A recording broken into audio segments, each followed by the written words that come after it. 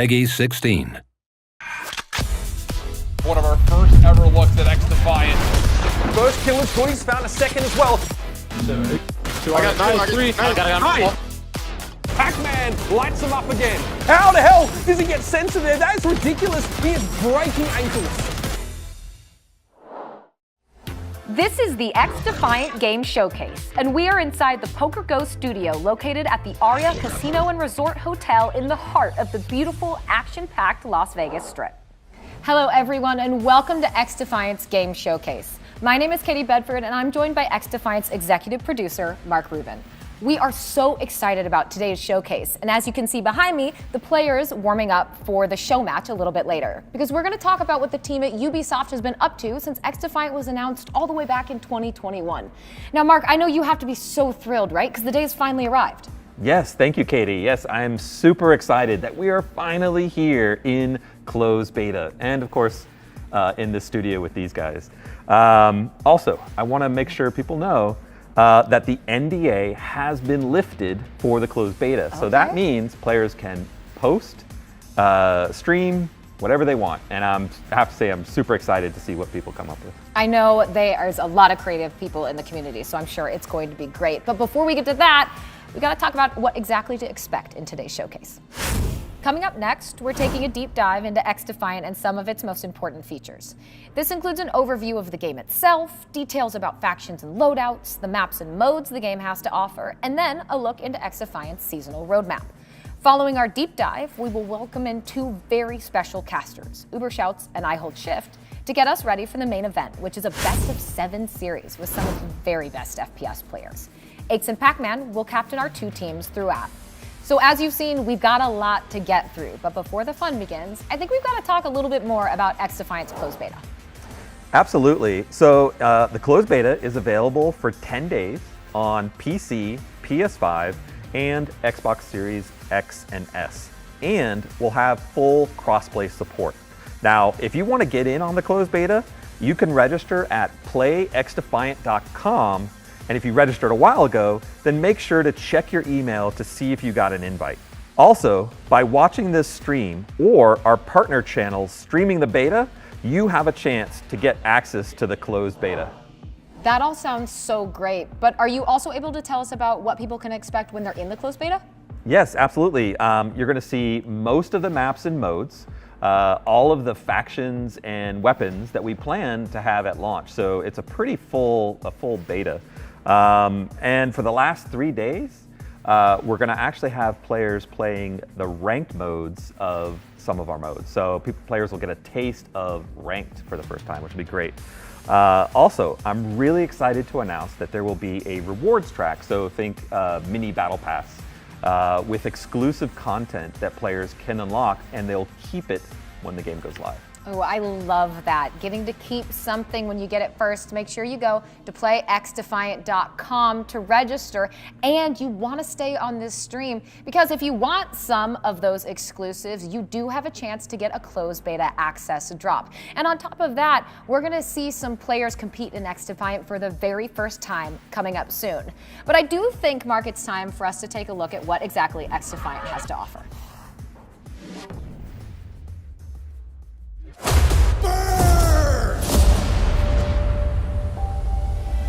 This is XDefiant, a free-to-play competitive shooter featuring fast-paced gunplay complemented with specialized factions.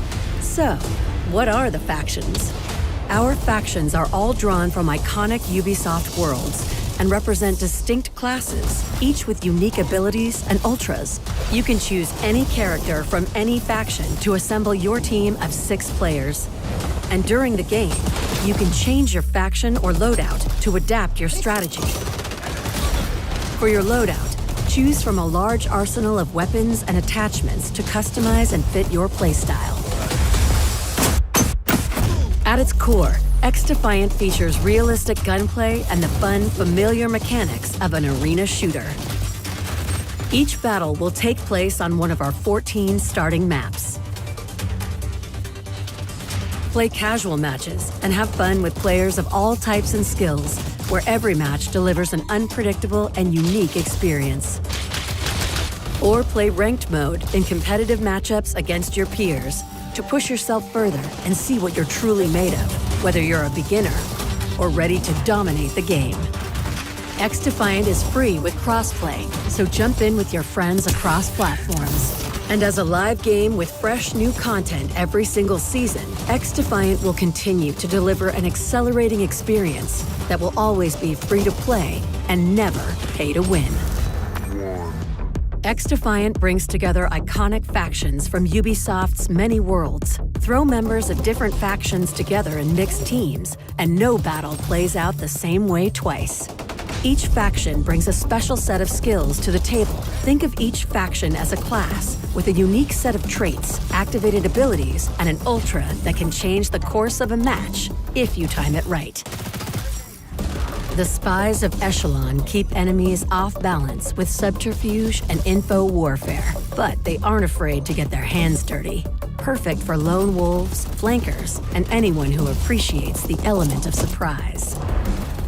Cleaners specialize in area denial. They solve their problems and territorial disputes with fire. When you hear that flamethrower kick in, you might want to run. Nice and clean. Libertad's freedom fighters make their whole team better. They use BioVita therapies to keep themselves and their squad mates alive and in the battle, even against overwhelming odds. Guerrillas never give up! Members of DedSec can hack and take over enemy hardware, or even lock foes out of their abilities entirely and scramble their HUD.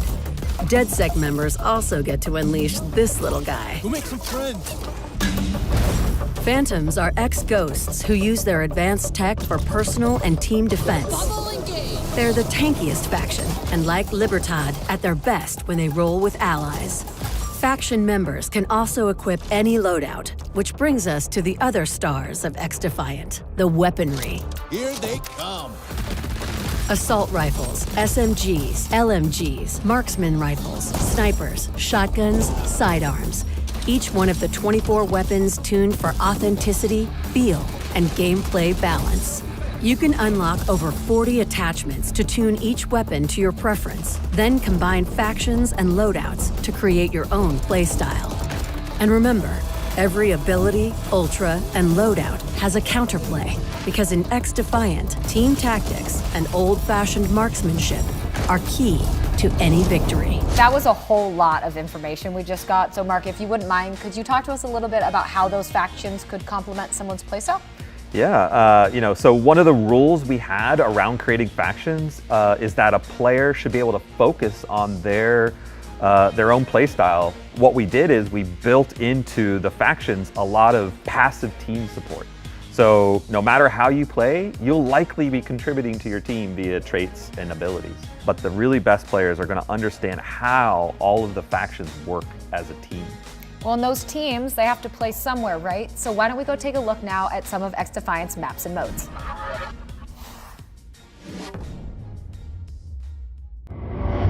XDefiant's battles take place in a wide variety of maps, several inspired by Ubisoft's worlds and factions. Pueblito may look familiar to anyone who's engineered a Libertad uprising in the Caribbean nation of Yara. This fishing village combines a central, open area surrounded by a chaotic network of back alleys and blind corners. A juicy DedSec target, the Noodleplex Tech campus's manicured exterior and decadent interiors make for distinct objective zones, while a classic 3-lane structure helps ensure a balanced match flow. Midway is a linear map, kicking off with outside amusement park attractions before moving through a haunted house, and then the long final approach to a Ferris wheel. Attica Heights Research Facility is a symmetrical map with upper and lower floors, an ideal competitive battleground for phantoms and non-phantoms alike. That's just a few of the 14 maps at launch. XDefiant's fast-paced arena and linear 6v6 modes are easy to jump into, but reward skill and teamwork.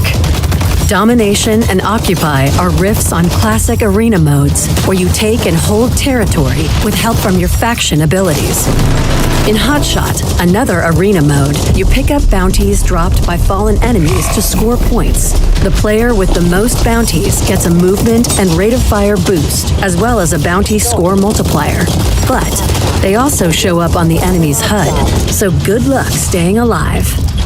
For linear modes like Escort and Zone Control, teams take on dedicated attacker or defender roles with opposing objectives.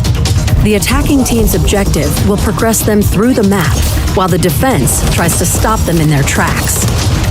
In Escort, for example, attackers try to move the package through a series of checkpoints to its final destination. Defenders do what they can to stop or even reverse the package's progress. Ranked play is coming in Season 1 with tweaked rule sets to support competitive play. XDefiant will continue to add new maps, modes, and limited time experiences, bringing you new challenges with each season. It sounds like XDefiant's going to have both casual and ranked modes. So can you tell us a little bit about how they're going to play out? What might be different between the two? Yeah, of course. Casual, 6v6, all the modes, all the maps, no skill-based matchmaking. Ranked will be limited combinations of maps and modes. It'll be 4v4 and 6v6. It will really be the place where you're going to be match made against players of your same skill level. You're going to be able to, rank up, get better, season after season, improve your skills. Okay, I need to go back for just a second because the ranked sounds great, but you said something that has been a hot button topic for a long time, which is skill-based matchmaking in casual. Yes, no. Some people love it, some people hate it. You have decided with XDefiant to go for none in casual. Why is that? Well, it is a divisive topic, but I felt that when you have skill-based matchmaking, you get a very stale experience, right? You playing against basically the same players, the same skill level.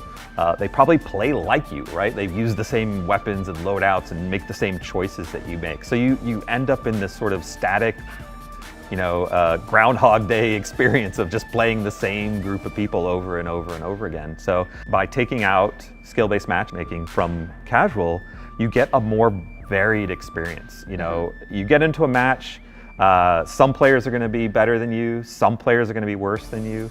We use skill to balance the teams to make sure that it's a fair game, but on each team there's going to be a variety of skill levels, and I think that adds variety to the gameplay and makes it last longer, to be honest.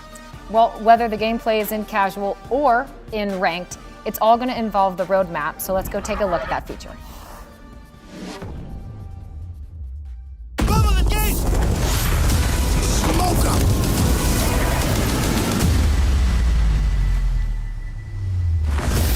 While XDefiant is free to play, it comes with a strong lineup of content starting from day one.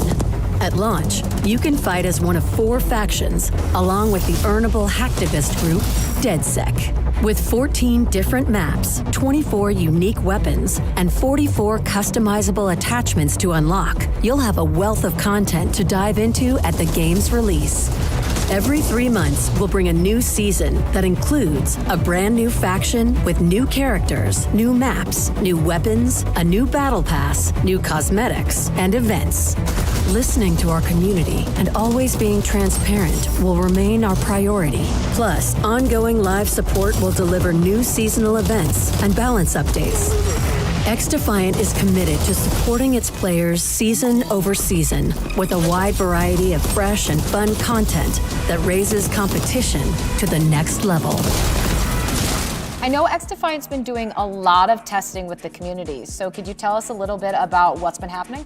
Yeah, when we started this game, one of the pillars that we set forth was being transparent, communicating with our audience, making them part of the team when we're making this game. And so we ended up launching something called the Insider Sessions, where every Friday, basically, we invited the players to come play with the devs and got some great feedback and built, hopefully, a great trust from the community.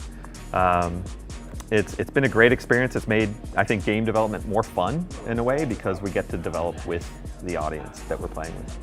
Is that philosophy going to continue on once the game's live? Absolutely, yeah. I mean, we're talking about pre-live right now, and yes, it's important leading up to launch, but no, this is something that we want to do, for the life of the product. And this also, we're not going to shift to make the next game after we make this, right? This is not a recycling of a title over and over again. This is a long-term game that we want to stay committed to, and we need the community to stay committed to it. Well, I love to hear that, and I'm sure they do as well. But Mark, thank you so much for joining us, sharing all of your insights. I really, really appreciate it.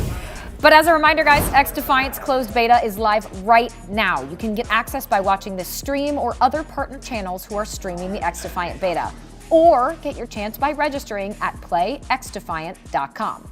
Now, here's a little something for you to watch while we transition to our main event.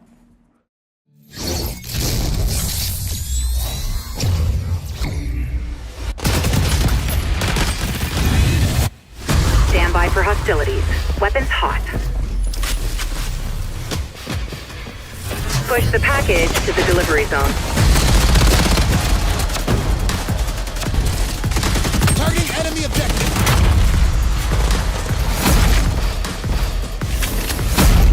Excellent teamwork. Our side is succeeding. Maintain these tactics. Enemy eliminated. Hostiles closing on our progress point. Situation critical. Hostiles are winning, Agent. Push that package immediately or fail. Engaging camo.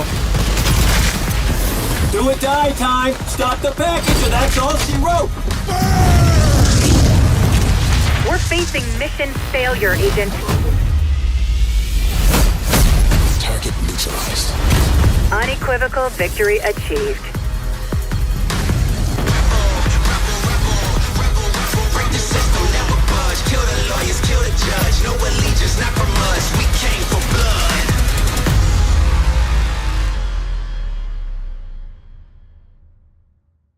Welcome back inside the Poker Go studio in Las Vegas, Nevada, as we get set for the main event of the XDefiant showcase. Team X and Team Pac-Man are just about ready to play in what promises to be an intense best-of-7 series. As you guys know, I'm Katie Bedford, and I'm joined on the desks by Uber Shouts, and I hold shift for the gameplay portion of the showcase. Now, I just finished chatting with executive producer Mark Rubin, and you could feel the passion he has for the fact that today is finally here. And I know you guys are really excited as well, because you guys are going to be the first ones to ever cast over XDefiant. Yeah, don't put any pressure on it or anything there, Katie. Goodness gracious. But this is going to be a pretty extravagant event. You've got a brand new reveal for what is going to be a really exciting kind of mix worth of game modes and maps overall, but the players that have been collected for this are also top of the line. So it really feels like everything is just setting the bar at a really high place just to get us all started. There's something special about being able to get together at the start of something that we hope is going to be huge.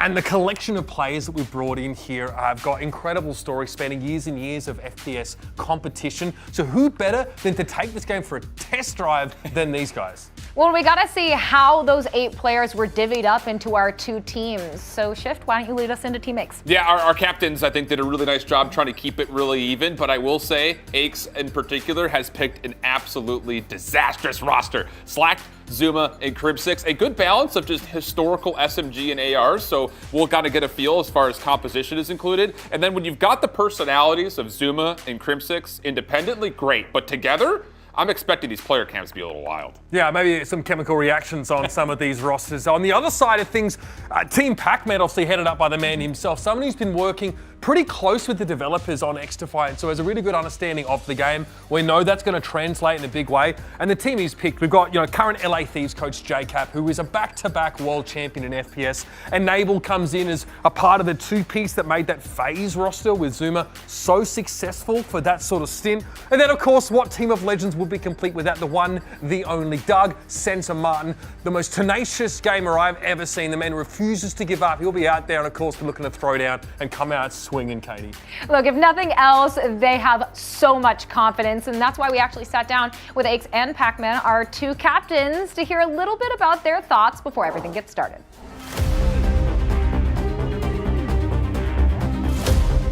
Well, first off, I picked JCap and Enable just because I know that they're solid communicators and traditionally some of the best assault rifle players that have actually ever played the games. So I knew I needed people like that to basically hold down the fort for me and Sensor. I picked Sensor because I believe that he's truly clutch and I needed a strong submachine gun presence. I really think that the balance of my team is really good, so that's why I went this route. I wanted to have people that could do both roles, but I need people that were more proficient in one than me. So that's why I took JCap and Enable, because I think they're better assault rifle players than I am.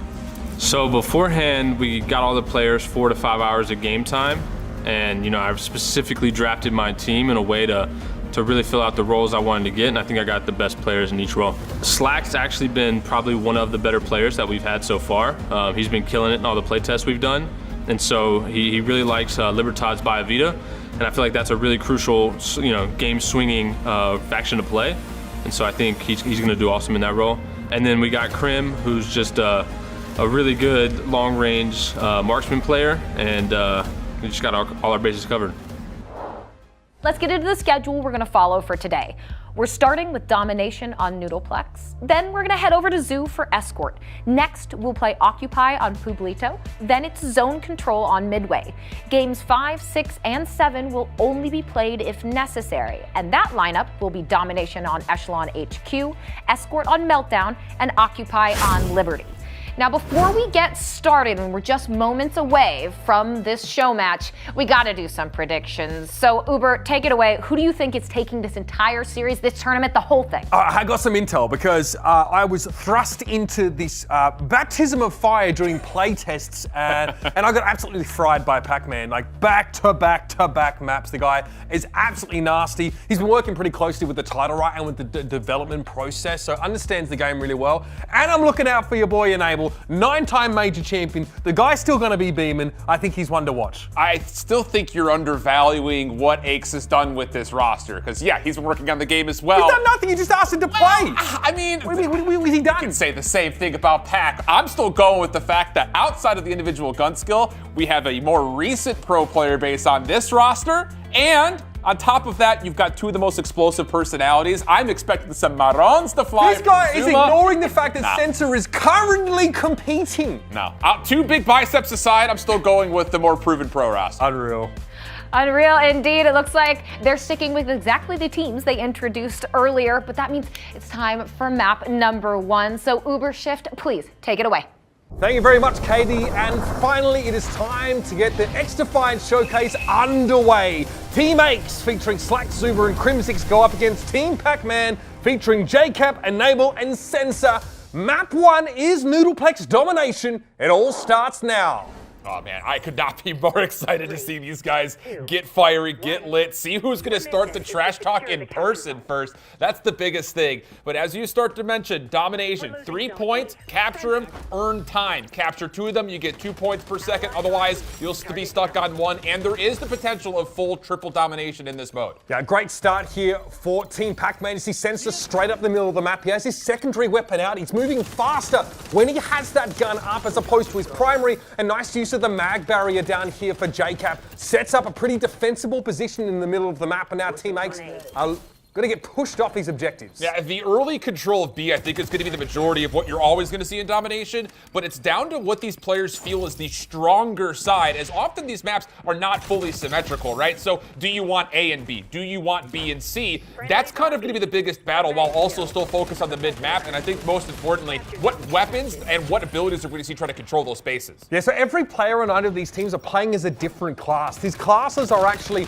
sort of factions from previous Ubisoft titles, right? Where, DedSec, of course, they hail from Watch Dogs. Echelon, of course, from Splinter Cell. Libertad as well, a class that has healing capability, comes from Far Cry 6 here. So you see JCap, he's on a Phantom class here who can deploy that mag barrier. He has more health by default as well, making him a bit more durable in those stand-up gunfights. Yeah, each of the factions are going to come with one activatable ability, as well as that middle bottom area. That's their Ultra Charge, which is obviously a game-changing ability, depending on the class that you happen to be put in. But like like you mentioned, passive abilities are going to be also inherently involved with all of these different factions. So Hardened giving you that little bit of extra life is going to be key towards kind of setting up who's your quote-unquote frontliner. You're going to see many of the weapons you know and love from previous sort of realistic shooters, right? So you enable here with the ACR, which is a weapon that is just disgustingly accurate, a little bit tougher to get value out of up close, but really at those longer ranges, it's pretty scary. Aegis has always been talking about the M16. The burst fire on this weapon, it's frighteningly accurate as well. And of course, the Vector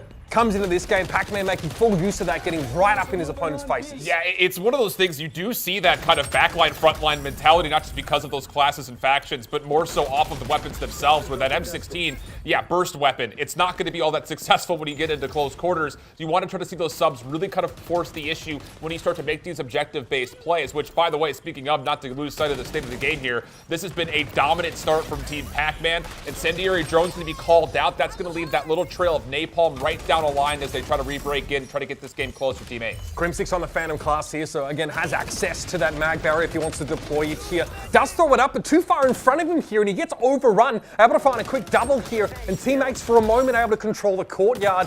Aegis trying to work in the periphery here, and you can see that JCap struggles. It's a three-piece for Aegis, an absolute menace in the courtyard. And as we start to get a little bit closer towards this halftime period, as soon as we get through this last 2 minutes, the sides will swap and we'll go at it once again. No full actual score limit here. It's all based off of time. So being able to pick up these 2-for-1 captures are going to get that cushion into a position to where you really feel comfortable going into that second side swap. Now again, maybe you experienced this in some arena shooters in the past, but each class has an ultra ability. This is Aegis. JCap making use here of the Phantom's ultra. It's a shield that's impenetrable, essentially, and you don't want to be caught inside it with him. Great moment here. Let's take a listen in to Team 8, see what's going on in the comms. Got him. There's one behind us. He's on our home flag. He's on our home flag. Yeah. I'm on B. Okay, he's on our home flag. He's spawn killing Doug. I'll get him. Spawn killing us. Oh, he got me. He's got an ult on. I got C. I'm on C. I'm on C. Okay, yeah. Two there. They ran back to B. Where's the zone? Yeah, it's the famous 5.7 pistol that obviously Sam Fisher makes use of in Splinter Cell there. It's pretty scary, especially when that class has sort of a digital ghillie suit ability, so you are virtually invisible. You can still be seen. It's like active camo, right? You can kind of see the outline of someone if they're moving. Enabled here is on the Libertad class, and again, the Bio Vita boost that he just uses there, he's going to be able to give healing and a temporary health boost, so that takes him to 120, which is equal to that of the Phantoms, which are the more sort of tanky class at default. And see that ultra being used. It's Medico Supremo. Very, very hard to take a play down when they're under the effect of this. It's an extreme amount of health per second, and it also applies to all of your teammates around you. So it gives you that initial charge plus the extra healing on top. Yeah, very difficult to take down, but here's the cool thing about all these ultras. As strong as they are still very counterable. You know, when we were doing the play test, we saw that Medico Supremo pop off. You're like, can you even kill this guy? And yes, with good team shots, you still can take down that Libertad out of their ultra. So good neutralization of what is a very strong ultra in the play. And as you start to see the stretch come across, Aches, how about that little quad feed for him? Able to allow his team a chance to get back into this game, still down a pretty significant margin. Zuma, known for the signature flank. I'm not referring to the podcast there. He's able to wrap around, but he's not able to get too much done here for Team Aches. It's a pretty convincing half, and that's the thing is outside of us getting familiar with the maps, the modes, the players, the weapons, all the things that come with it, hey, you got to remember that you've only got this back half now to try to make up this point differential that you're at. So when you're looking at this from Slack's perspective, you got a lot of groundwork to do to get back in this game. Otherwise, Mercy Rule could still be in effect if you cannot mathematically come back. Yeah, they are a long way behind, right? We're really starting to run out of time now. 4 minutes, 40 seconds left in the round here. Slack under the effects of Bio Vita boost, so that extra health really goes a long way in winning that gunfight. Pac-Man tries to round the corner. He's brought down. That's 2 on the trot now for Slack. And Sensor also falling. Slack now able to take some control here. Maybe a chance for a bit of a comeback here. But you can see JCap working his way, I think, past the noodle sign now, taking his time, knows his team has a strong lead to play off. And that's the other thing when you consider the variety of different game modes that we're going to have. How you play around your teammates is going to change every single map that we see today. So a lot of these players very familiar with the domination game mode very clearly. And at this point, I think you look at this from Team Pac-Man and say, hey, we're in a very comfortable lead. We don't need to force anything through this third capture zone. Let's just lock up this first map with a 2-point capture. Pac-Man playing up in the face as well a lot of the time, that Vector. You actually need to throw an extended mag on that weapon more often than not because it spits bullets out like crazy and you don't want to spend all of your time reloading. Aches here though, trying to make his way back in for the rest of his squad, but Enable's sitting pretty now. I'm going to make his way in towards that courtyard. Still a healthy lead here for Team Ace. Flash out, playing that sort of longer range with the ACR and is able to back away with that healing effect. Slacked also under the Biovita boost now. Again, giving that healing in an AoE is huge, and now seems to trade up in that gunfight and go for 2. Yeah, and I think you hit on a lot of really key points here as far as where the uniqueness of XDefiant are. Hold on a second, okay. You're seeing the presence of the M16 really reign supreme all of a sudden, but attachments, they're going to be available to customize your weapons in a variety of ways that you're familiar with from other titles and things of the nature. So yeah, things like extended mags, being able to put foregrips or different stocks or different optics on your weapon could be really influential towards really kind of letting the weapon shine. Ooh, I love that from Ace. A great way to try and get his team back into this now, opting for sort of the full automatic of the ACR over the M16 as he had previously. Enabledo's going to be able to push his way out. Bit of a top up now as he looks to try and work his way back into the middle part of the map. He is ready. Look at that. Waits for Zuma to come around the corner, takes him down. And now Team Pac-Man look like they're ready to try and flip the middle part. Wow, clean 4-man feeds, clean team wipes coming through time and time again. And this lead is becoming unachievable nearly. 515 to 298 with 2 zones captured. This has been a dominant display, no pun intended here. And I don't know, it's one of those things that we're still going to get a feel for it. These players are obviously still getting a feel for how things are working around the map. But overall, when you start to consider things like efficiency and pushes, you're looking at all these activatable abilities always coming out for Team Pac-Man, which has led to a lot of these break successes. We see Pac-Man and Sense have been playing a lot of the SMG play for much of the map. Pac-Man now making the switch up here.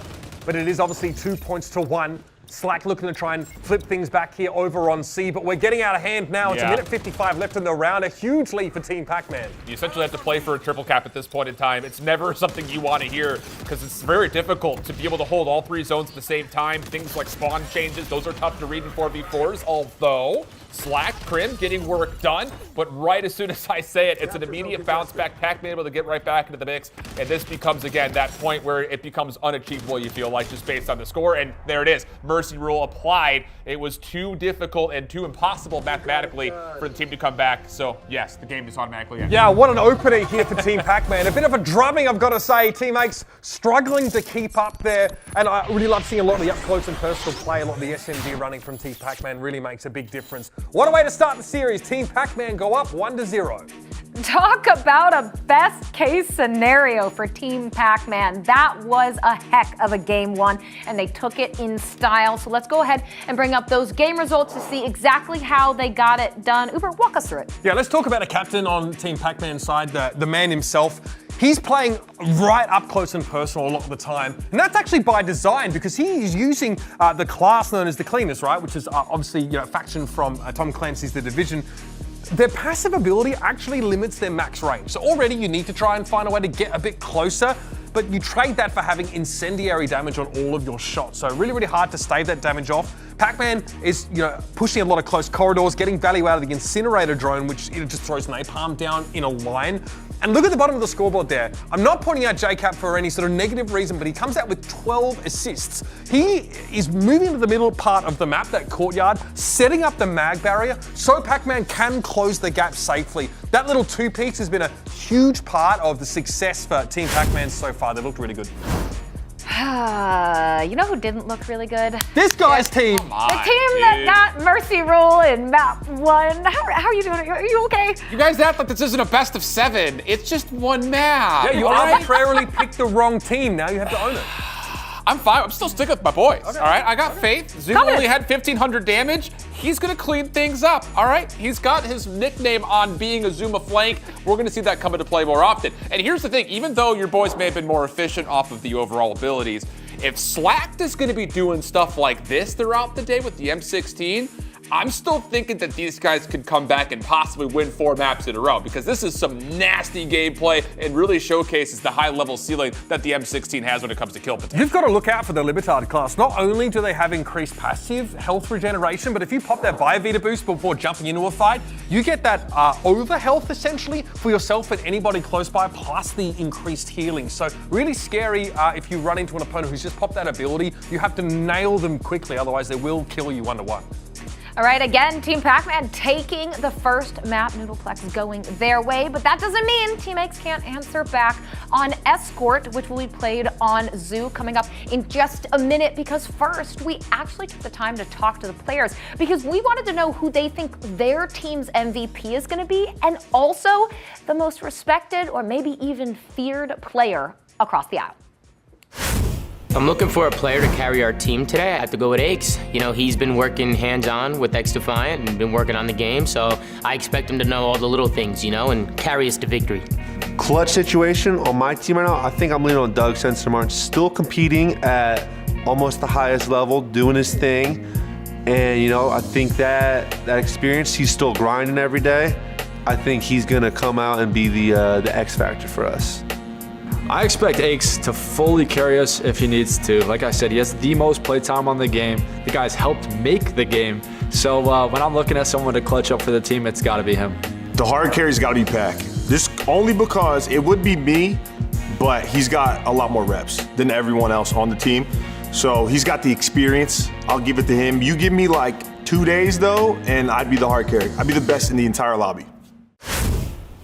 Well, I feel like maybe respect was the wrong word because there was certainly no love lost. What do you expect from these guys, really? That is very fair. But I said it. We've got Escort coming up on Zoo next. And Shift, could you help the audience out? Explain a little bit about what we can expect from Escort. Yeah, I mean, I think you're gonna see it happen, and it's gonna be pretty familiar. You're gonna have a package in the middle of the map. It has been familiarly nicknamed as Carlos in the community and the Reddit already, so we're gonna be giving it some love. We love a little bit of Carlos. But the thing is, this is all about a time race, getting the package as far as you possibly can to hopefully the end goal. But if you do not, it's a stopwatch game mode. So you'll swap the sides and the other team will have a chance to attack while the other gets a chance to defend and hopefully do it better. Yeah, you're trying to get it furthest, and obviously if you're standing within proximity to the package, to Carlos as it were, you will escort it. It will advance across the map, and there are checkpoints where the attacker spawn will move up, the defender spawn will move back. So we'll see fighting happening all through the map in different areas.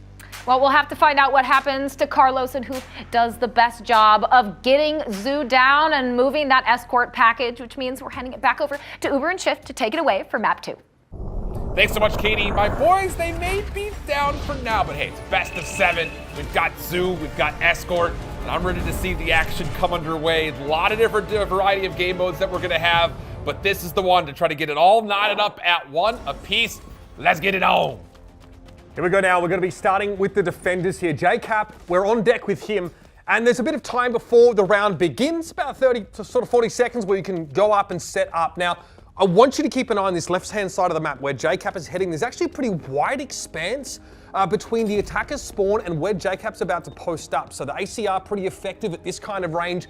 Can be punishing for the defenders to make their way out here, especially into this mag barrier. Yeah, and the other thing to keep in mind, and I know some people are going to be looking at this saying, these guys are getting shot off spawn. There are barriers that will protect you from the attacking side so that way you're not just getting spawn trapped over and over and over again. But like you mentioned, the checkpoint will start to move. So for the defense, if you can sufficiently trade out kills here, you can really keep the pressure on and keep the offense off that opening package, and the nades are coming out to play already early for JCap. You know what's funny? You can react to when you get eliminated in a different way. You can kind of emote it to some degree, which is a bit of fun there. JCap, key nade here, but looks like, Team 8's already starting to make their way up the map.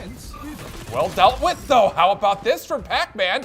Has one more in front, and it's a triple from Pac-Man, completely staving off the offense. It looked good. I mean, everyone was getting out of spawn. Pac was the last player left, but he's able to keep the defense going with only giving up just 4%. Look at that total in the middle. Yeah, he's really working that part of the map. Zuma, again, on his way to spawn now. He's on one of the cleaner classes, so he's actually picked up the Molotov as one of his deployables, maybe to make it harder for the defenders to set up on a high ground or around the periphery. You can see now the package is on the move, mag barrier set up, and very quickly Zuma takes the fight straight to enable. The other thing you have to keep in mind is not only does the package move when you're in that little circle, the more players you have in it, the faster Carlos will start to go. Where on the opposite side, if you haven't been in this radius for all that long, there is a chance for the package to start to retreat backwards. So it does have a little flexibility in how how it actually moves across the terrain. Zuma opening up space, and this will start to get you towards that first 33%. That's your first checkpoint if you're looking at this for Team Ace. This is really good progress here. We talked about the left-hand side of the map from the defender perspective.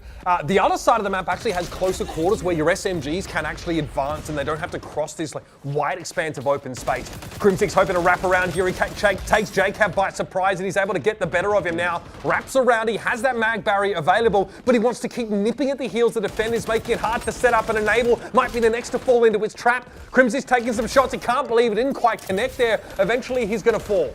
BioVita popped as you're going to see Enable try to make the secondary play, and he does double up. That'll do well to try to stall out this play a little bit longer. You also will notice that there is a clock at the very top. So again, it's like we mentioned, a little bit of a stopwatch. You do have to race the clock while also trying to meet these checkpoints and giving yourself a little bit more cushion to play with. Should see a lot of ACR, a lot of M16 play here with these more open areas. That does put JCap in a bit of a rough spot there as he gets run down by Ace. And oh dear, okay. Got himself a face hug from the spider bot here. That is obviously the dead set class's one of their deployables. Pretty scary when that one jumps on you. All right, let's take the chance to listen to Team Pac-Man and see what's going on in the call. Two left, too weak. I need help.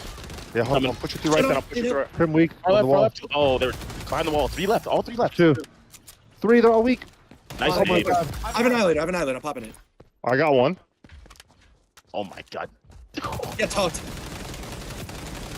I think one's in the right. They're all in their spawn. They're literally all in their spawn. You can see them. I see all of them. I see all of them. Oh, damn. Let's go. Oh, yeah, 2 came low left. 2 low left, 1 top right. Top window, top left window, patch. Right trap. That's nuts. Right dead. Nice. Stay left pack, I'm hitting the left.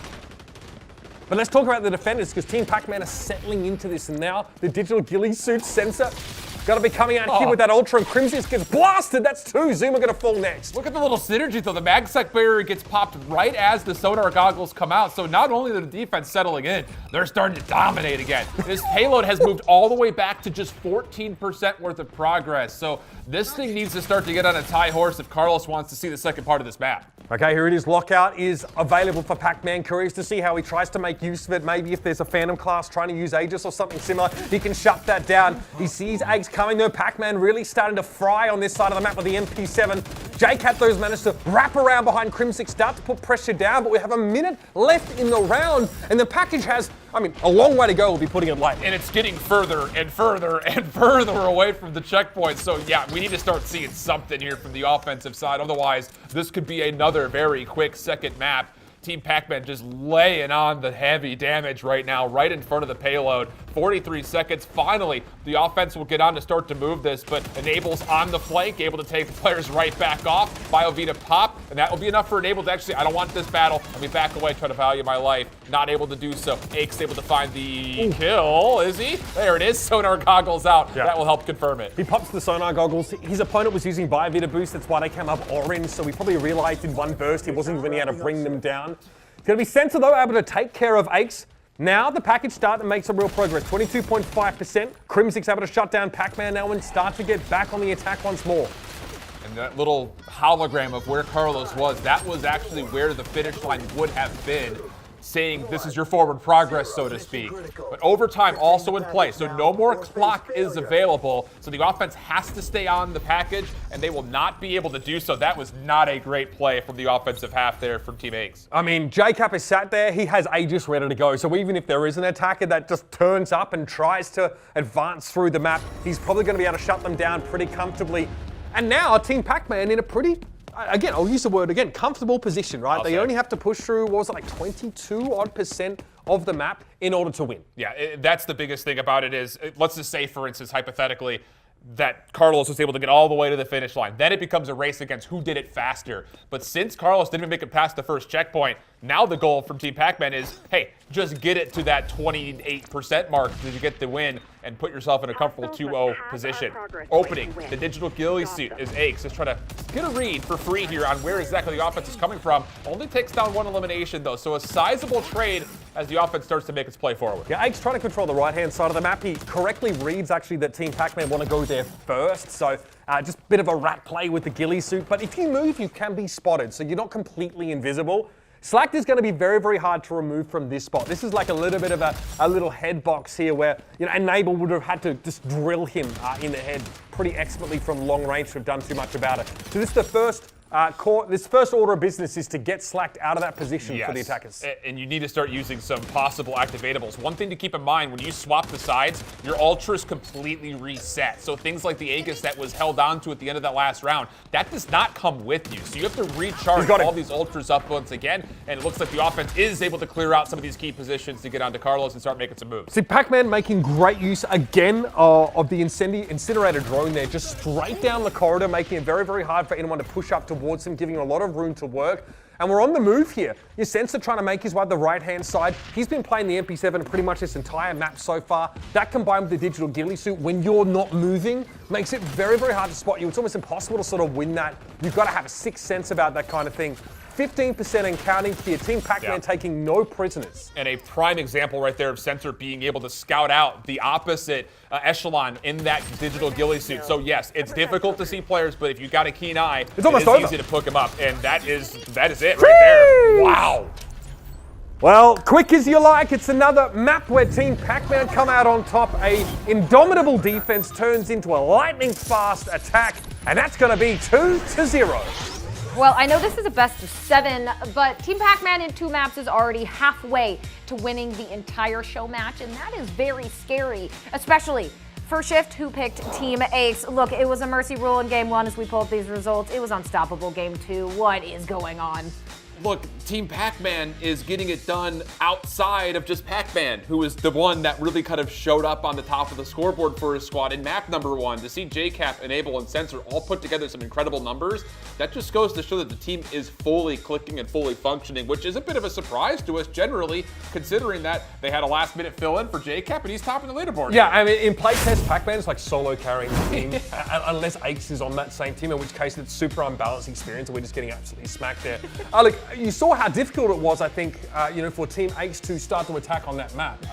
Very, very difficult to move up the extremities. Sensor, one of multiple players on Team Pac-Man that make it very, very tricky to move up here. This part of the map's hard to get into once you go from long, wide open to pretty close around this L-bend corner. And Sensor's playing to his strengths here. You notice, okay, for a moment he exposes himself there to some of those ARs, but then pops back around the rock, gives himself a chance to sort of regen, and then goes back in for the finish here. So very, very hard to move him and JCap from that position. You see JCap's having a lot of success, as indicated on the scoreboard there.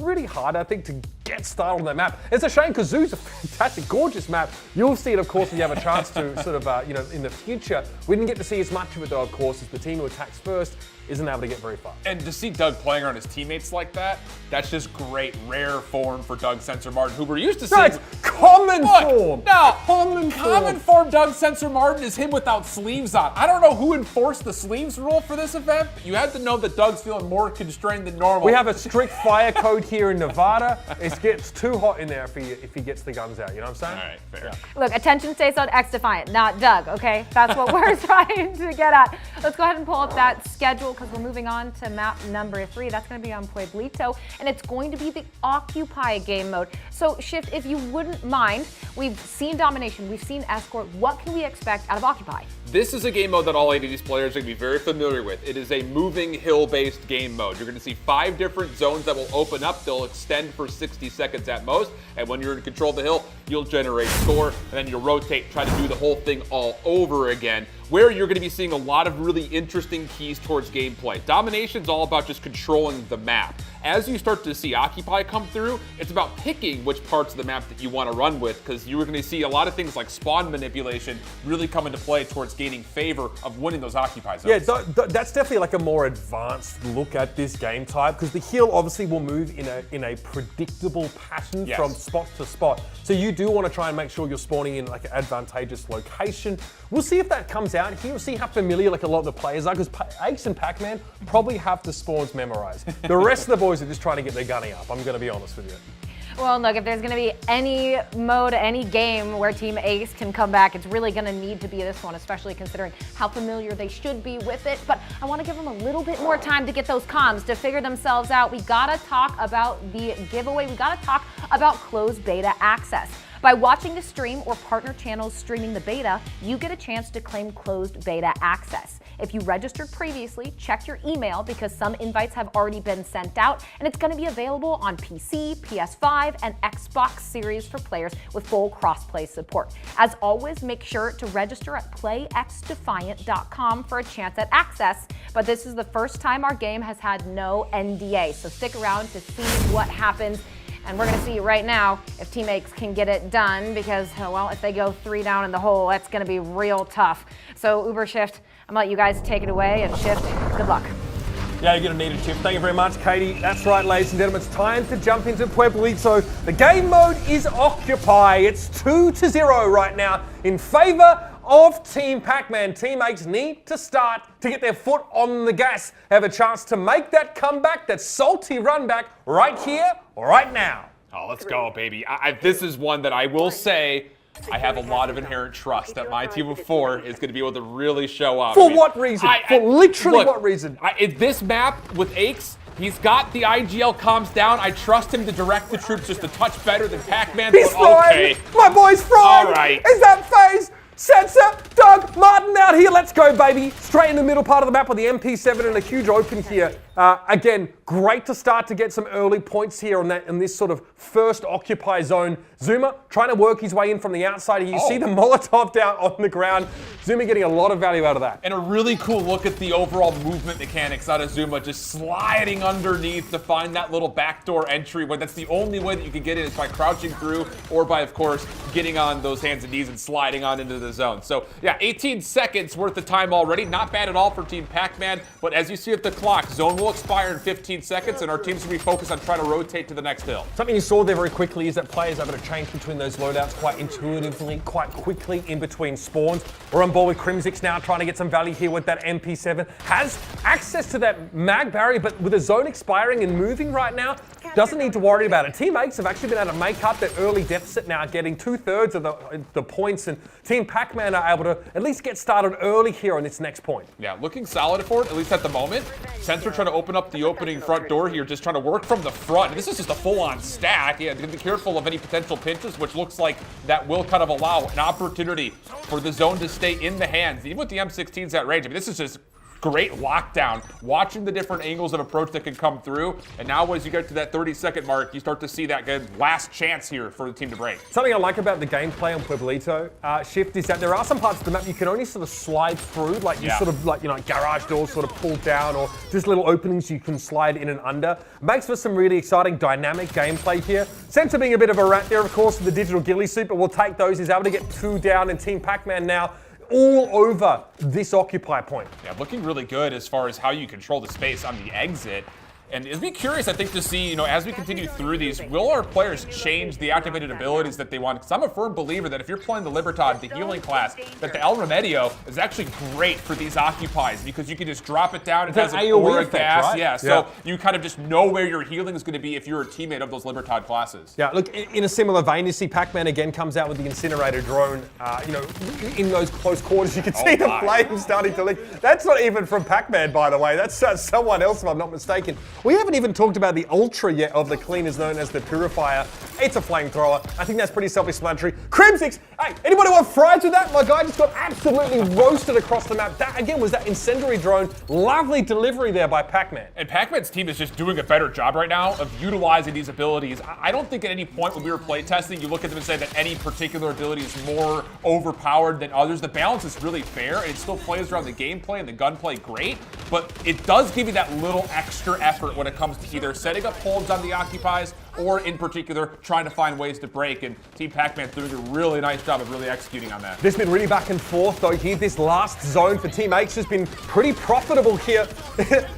See, Enable trying to make use of that Ultra there. Unfortunately for the Libertad class, getting sort of cut down. It does make you ultra durable, but you can definitely fall while using that ability. Slacked on the other side actually has that one available himself, but this guy does not need it. Eventually gets brought down, but here's the flamethrower. Zuma starting to fire up here. And again, this is a great example. I know a lot of people, they see ultimates, ultras, things like that. They say, how does that not just break the game? That's two prime examples where the Medico Supremo was shut down and the Purifier was shut down before you really see it exhausting its entire duration. So a really good look to, again, reinforce that the gunplay still reigns supreme. Aegis now in play as you're going to start to see the last 15 seconds of this scrap time be earned up, and we've got our first little cushion, I would say, when it comes down to this differential in score. Yeah, in fact, these hills have been pretty back and forth, I've got to say, but now starting to really come good for teammates, should I say now, as they're the ones that are approaching 80 here, and a lot of value here for Rakes out of that Ultra. You can see just a few seconds now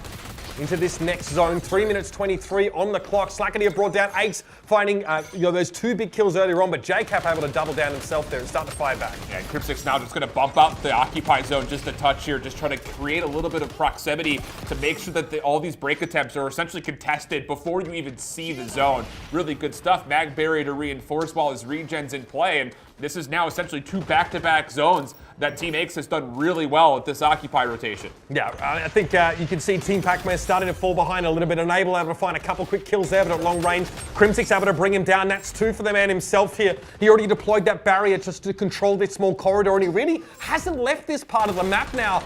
Only 10 seconds or so left on this zone, but Crimsix pretty comfortable playing around that part of the map, and it's more than a cushion now. It is Team Aegis out to a comfortable little lead. Yeah, you essentially have to pull 30-plus seconds here if you're Team Pac-Man just to get back into this game. It's starting to get a little out of hand. Not out of reach yet, but it's starting to feel like it as we rotate back into this very mixy first zone. And this is what I was looking for. Did anyone hold on to their Aegis? Because it's difficult to break through this again. That electromag weapon that's in here will one-shot you if you work your way through into that actual zone of control that he provides. So good usage to try to get some opening time, but better yet, the break looks really solid for Team Pac-Man. Yeah, I mean, Aegis is, the player that uses Aegis, the one that's using the Phantom, has like a close range, like scattergun. Yeah. But your teammates can actually benefit from that and make use of their longer range weapons, which is when it really starts to feel quite oppressive to play into. Even with that little power play, that little combination of ultras there, it's Team Aegis that are continuing to extend their lead. They've basically had this zone for at least 45 seconds of its total minute.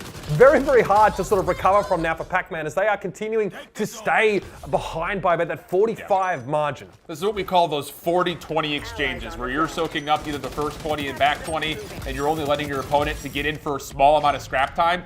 You start to get these incremental leads, and you start to grow what I like to call leader's advantage, where you've got the decision-making ability to say, yeah, we're going to commit the play for full 60 seconds, or we're going to try to put the pressure on rotation. Second sonar goggles for Aegis. That is an incredible amount of charge to be able to put into the ultras, and he's behind the entire play, trying to blow it up from the back. Yeah, how about it? Triple kill for Aegis, as that will lead to his team growing their lead even further. I mean, the triple kill is huge, but the information given to you by those sonar goggles is almost as important there. I mean, Team Aegis know exactly where all of Team Pac-Man are coming from. So, it's having a virtual sort of UAV on the enemy team for that period of time makes a huge difference. And you can see that now manifesting in this score lead, 161-83. Trash talk was flying earlier. Let's hear how Team Aegis is handling the showcase. Yeah, he jumped up, yeah. All right, we can probably date him out. Got him on a hill, got him on a hill. Nice. Far in front of us. I'm cutting the rest off. We can point, Doug. Should be good. We should be good. They should all be spawning gold. All be spawning gold. We're good. Yeah, Enable going for the Biovita boost sort of preemptively as he knows he's heading towards where the action is. Zumi gets cut down. I think he was actually still using the Purifier there, so Enable may not have realized just how much, he had sort of relieved his own potential stress moving into that situation. Aegis is going to be up for Crimsix here. The mag barrier placement is questionable, I guess, now as he tries to approach the point. It's weight of numbers. Azuma really trying to help him out. That's the scattergun going to work inside the Aegis. It's absolutely disastrous if you run headlong into that. You can see it is still like, how do you deal with it? You can throw nades underneath it if I'm not mistaken, so there is a chance to try to push off this player just a touch, but that was Team Pac-Man just running forward saying, we're just going to charge into the fray and see if we can take him down the hard way. Obviously it didn't quite work out because, like you mentioned, the scattergun does kill in one shot, and it almost kind of blossoms like a shotgun. It does take a lot of area away. It's why sometimes in playtesting we've seen people take a dead set class and actually use that lockout ability to shut down those sort of like the Purifier or the Aegis to make them just basically just lights out on those abilities. So we'll see if that actually becomes a factor here. A good example, Pac-Man takes some shots from behind there as he tries to move him with the Purifier. He wants to try and control every point of ingress towards this zone. So far, not so bad. Again, about 61 points to try and make up here, so a lot of work to be done. That's the start that Team Pac-Man need, but Ace are so close to the finish line. And where's the help there, right? You want to talk about things like manipulating spawns and stuff like that. I mean, the only minimap we've got is what you see in the top left with the radar, but it's just one of those situations that Team Ace, they're just there first with more numbers. So you talk about being able to overwhelm these ultras. You could do it without necessarily having to counter it with things like a lockout, and we're seeing a prime example of just the gun skill coming through, the team shots also neutralizing a lot of these power play attempts by Team Pac-Man. 195 and counting now. It's a long way to come back here if you are Team Pac-Man. We're on board once more with Enable. Trying to play these longer angles with the ACR. It gets the better Azuma there. Again, the Biovita boost gives him an extra 20 HP. The durability enables him to win out the fight. He has that Ultra available now as well. Enable trying to make a late round run back here for Team Pac-Man, and he's taking on all comers. Yeah, the Medico Supremo is unbelievably good when you're trying to set up holds like this. It gets you up to 200 HP, but that healing per second applies to all of your teammates as well, and a key reason why they were able to stave off that next approach, at least for a short time. Sensor still trying to clean up the scrap time of 22 seconds, has some help, and that will work out pretty nicely here. So yeah, we've got a 60-second cushion, but Team Pac-Man stayed in this game late. Yeah, not too bad. They haven't chewed up much of that deficit though, which is crucial. Sensor needs to make a big play here with these sonar goggles. Only 8 seconds left on this zone. Keeping Team Ace off it as much as possible is important. And Team Ace kind of know this. They're already sort of starting to rotate towards that next zone, which is indicated to the player, so you do know which one is coming up next. And Sensor does use that sonar goggles to kind of clean up the trail away players. So now you should have numbers on this break attempt. Aegis will kind of lead the way back into this middle hut.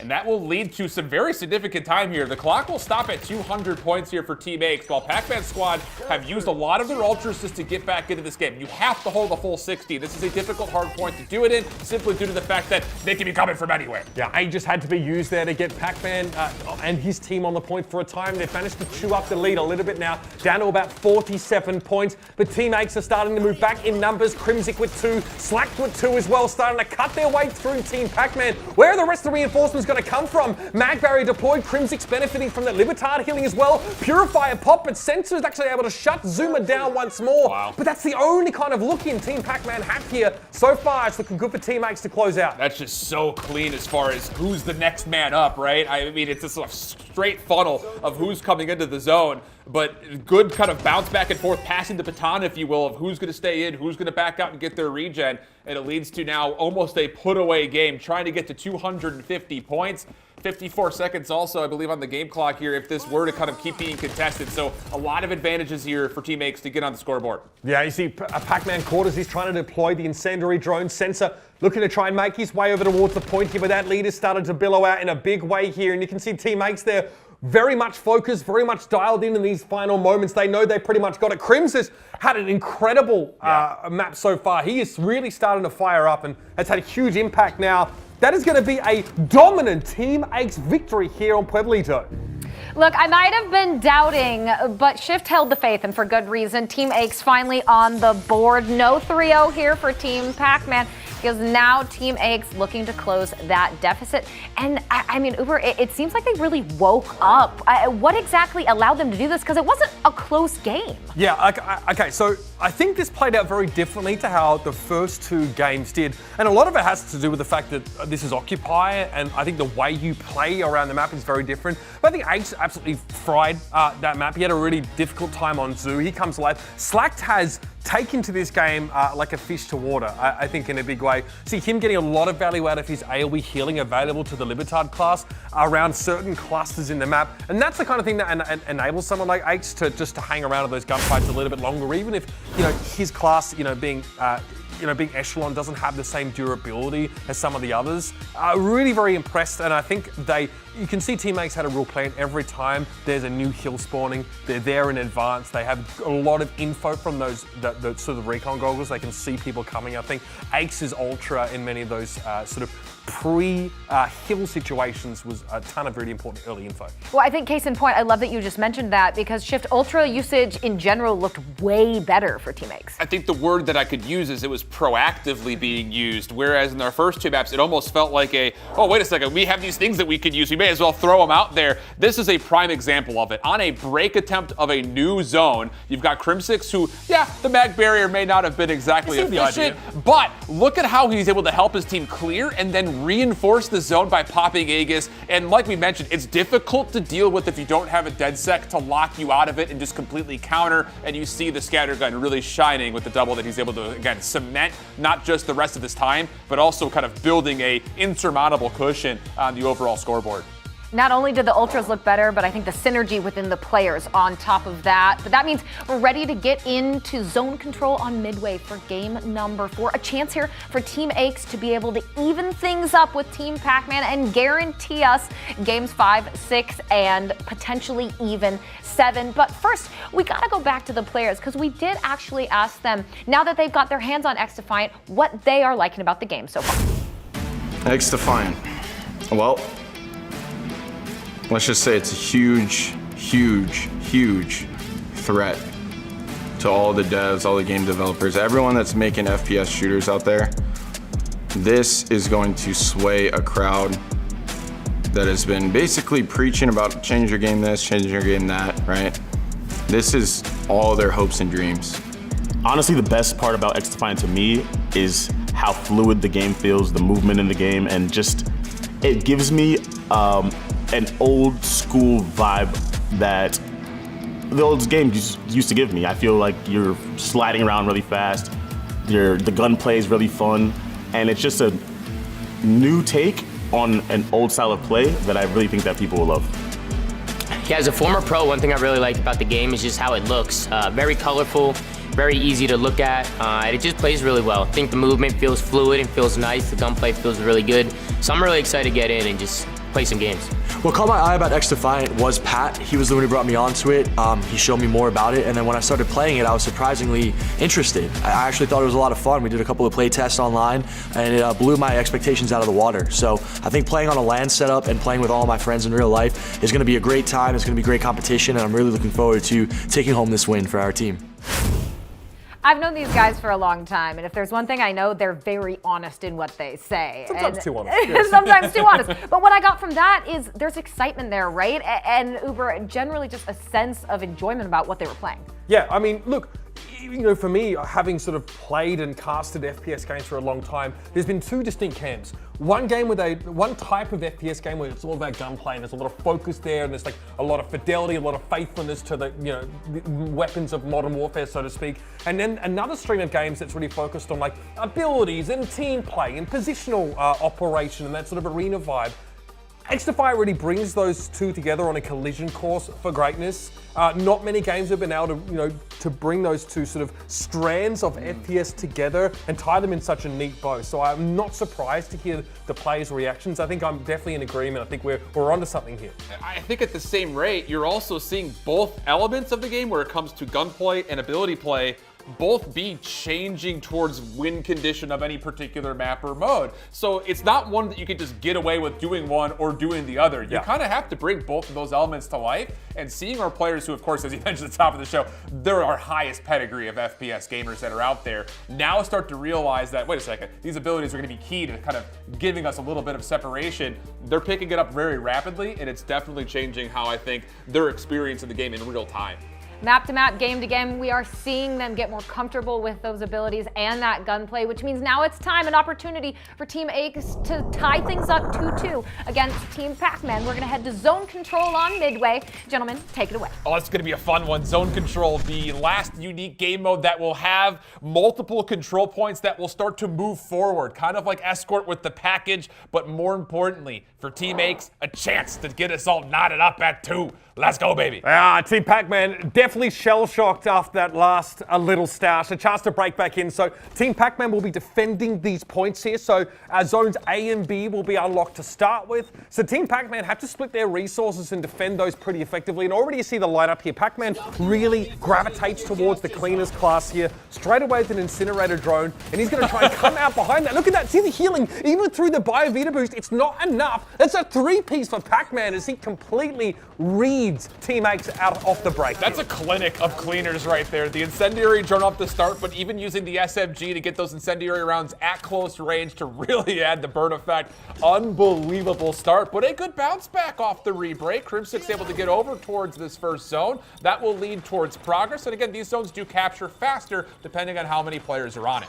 Mag barrier, insanely powerful in this part of the map. This is a pretty scary nade trap though. You can actually nade this spot as defenders pretty comfortably here. So keep an eye on that for Team Pac-Man if they sort of know how to navigate this sort of situation. There was some healing being given there, but Crimsix still going to get brought down by JCap. It's going to be that point A still under intense scrutiny now as Aches is going to be folding on in here, trying to take that over. Yeah, and these ticks of progress will also kind of stay if you've gotten them to those different little individual checkpoints. So good focus here from the offense to not necessarily split their attention between both zones. Get the first, then make your move over towards the second. Give yourself a chance to see these extra zones start to open. You tell that? To the pistol, and he's not able to lock it. It is Crimsix. So the defense, even though they lose the first zone, they're bouncing back nicely off their next respawn. Crimsix happy to give himself up there, though. He's holding 3 players of Team Pac-Man down on that part of the map. At that point, Team Pac-Man has to give up point A up for loss. There's no way they're going to be able to take it back here. Yeah, it's getting hot in here. Zuma, of course, going to be using that Molotov to bring Sensor down. And now that attention is going over towards that point B. And we'll start to see teammates head in that direction. Crimsix, the one really spearheading the charge, this time bringing up the rear, finding some key kills from the extremities here. Already 2 taken down, and that means that teammates can start to move in. I think they've already got that 1 tick on B. Yeah, looking good for maybe even more than that as the kills continue to come through.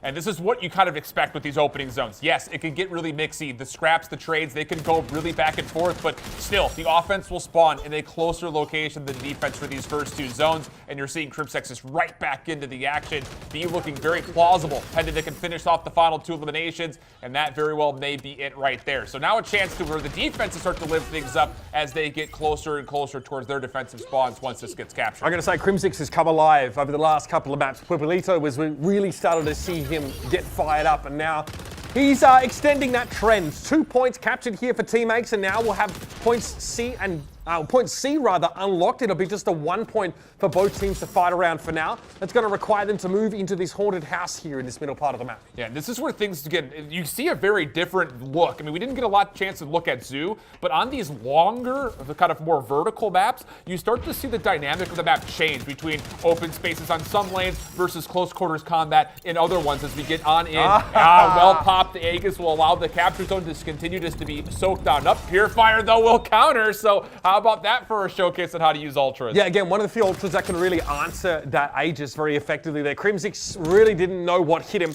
Aegis, though, wants to try and keep the pressure going here. Nade down that corridor, now wrapping back around to the point. Again, point C has very open sight lines around it. Digital ghillie suit used here as Aegis wants to try and close the gap and maybe find a flank. He's able to actually check out the other digital ghillie on the other side. So once again, showcasing that you may be a little bit harder to see, but you're not completely invisible. And now the sonar goggles just to completely block them off spawn. Just again, proactive gameplay from Aches, trying to make life difficult for the defenders. That will allow his team to stack on with 2 players, making further progress on the C zone. Yeah, buying a ton of time here. Pac-Man really trying to make up for that lost time in working his way up this right-hand side. Team synergy is everything in this moment. Let's take a peek to see how Pac-Man's going to come through it. Yeah, yo, low left room, low left room. Nice, good job, good job. That's to back up more. We can left room, or it's 3 all 3 all 3. I spawned deep, gentlemen. Nice, good job. Yeah. We get our back push back spawn. I'm mid. Middle. Yes. Nice. Sensor, sonar goggles out for him. Next one forward, try to keep the defense alive, and that's going to work out great off the reload. Should have this last player dead to rights, but there is a double stack, and that will actually allow to the C zone still being captured regardless of the goggle play. Yeah, Sensor lining him up. Those Pac-Man, I think the other end of the pincer really putting that one up for his team, and now we have 2 more points open up towards the end of the map. So we move through this sort of longer area here, this sort of desert zone. and then back out the other side to the last 2 points that sort of need to be captured here. And again, how do Team Pac-Man sort of split their resources defensively over these 2 points? And you have to make a lot of cognitive decisions when you're on the defense here of how far forward do we want to go? Because if you end up pushing way up to the offensive spawn doors and then dropping, it's very easy for the attacking team to get right on into these final 2 capture points. But the defense still feeling really solid here on the left side of the map, and rightfully so. Pac-Man continuing to melt players with these incendiary rounds. But the answer is there, and a chance for Slot to get the offense going on D. Yeah, Axe as well able to find that kill on Pac-Man is pretty big. So pressure on D, pressure on E as well. Looks like 2 players on D, though, is really going to be the pain point for Team Pac-Man now as they need to try and find their way back in. JCAP got to be cut down as he tries to approach here now. 3 players for this Team Aches on point D. And that seems like there's no hope now. The mag barrier going down. Is there a DedSec operator in a position to hack this, to flip this barrier? It looks like the answer is no. And this is going to lead to 3 minutes and 17 seconds to get 1 final zone. I mean, Team Aches is really coming to life. The 4-man stack really playing off to rapidly put progress on towards D. So now it's on to the defense with just 1 zone to hold. Do you decide to bunker up around it, or do you find enough eliminations to kind of set the perimeter a couple steps further forward? 2 minutes and 55 seconds left in the round here. Now both teams know there's only one place that the attackers are going to turn up. You can see Enable here and Pac-Man trying to wrap around here, maybe catch some of the attackers on their way to the point, but this has gone horribly wrong. Crimsix able to find 2 quick kills. Aegis now available once more. He can just set himself up on this point E and be done with it, but instead he wants to wrap around and JCap's not ready for him. The Ultra's available, but Crimsix is still looking to slay. You just got to get him out of the zone. That's it. You have to be able to find a way to healthily get him forward. There it is. The Aegis is popped. Progress starting to be made. Scatter gun out. Again, no one can get into this without immediately getting 1-shot killed unless there's some sort of an answer from a Purifier. But now all 4 members, they're inside the bubble. They're trying to take this the rest of the way home here, Uber. Still 15% left on this Aegis now. Finally one comes out from Team Pac-Man. Crimsix now decides discretion, the better part of Valor for the time being. Trade's going back, but it's going to be Zuma cut down by Pac-Man, who wants to make his way forward. He has the Purifier available here, but it looks like the defenders have been able to buy themselves some time. 1 minute 57 left in the round as the attackers once more push back. That's a great response, though. Aegis versus Aegis. You pop yours first. I'll wait for it to start to fade away, then I'm in the mix. And now you look towards Pac-Man with the Purifier ready to go. Could he possibly keep the defense up and stop this last 2 ticks of progress from being locked in? The play through Arcade looks solid, and that's going to open up the entire right side of the map for Pac-Man to play off a flank. Sensor playing on the other side as well. He and Pac-Man combining admirably here on this defensive effort. Looks like Pac-Man spots someone who sneaks through on that left-hand side. Sonar goggles are in play. That's going to be dangerous. And that was Aches, of course, popping that one. He's looking to try and end the round here. 1 minute and 22 left. Looks like his target knew he was being hunted, but there wasn't much that JCap could have done about it. So once more, Aches will set up on point E. And the response is really just, can Pac-Man get in? Can he get this Purifier to actually make a play so the defense can stop this little bit of progress? It's still being coming through. It's stacked up with 2 members, and it will be locked in. Full progress, 100%. Much better than we saw in the escort from Team Aches. Yeah, Team Aches looking a lot more comfortable as they make their way through this map. Crimsix is the anchor in this setup, and I don't mean he weighs them down. I mean, they really operate around him as the pivot. He sets up, he builds up these very quick Aegises. He's able to use mag barrier. Very, very hard to shift him out of position. And his aim with that M16, of course, very, very precise. Tough to challenge him at long range. And now with 100% being captured, once again, we have to keep in mind what the clock is going to look like for the offensive side. Of course, goal 1, you have to try to finish the map. But most importantly, you have to do it within the time that is allotted, because Team Aches, they set the tone for what the stopwatch will be. Crim6 through the right side of the map, good control, at least initially over the entire right side, but right off the spawn barriers, it's really easy to isolate, and good reactions out of Team Pac-Man. Yeah, maybe a slight overextension there from Crim6. He was maybe hoping that more players were heading to the other side of the map. Again, the incendiary drone thrown out by Pac-Man, so posthumously he's able to find that kill. But Sensor struts his way on towards point A, and that capture is about to begin. He's trying to extend a little bit further forward, and he's able to pick up Crim6 here, so that means no mag barrier from the defenders, and now we're going to see the cap begin. Yeah, really well played here from Sensor, feeling the pressure. I mean, nades were coming in right on top of his head. He pops the digital ghillie suit just to try to extend the play as long as humanly possible. But the defense is still coming up aces right now. I mean, this is a very clean kill feed, back and forth, largely favoring the trades of the defenders, but still with the ability to very rapidly get back to the point.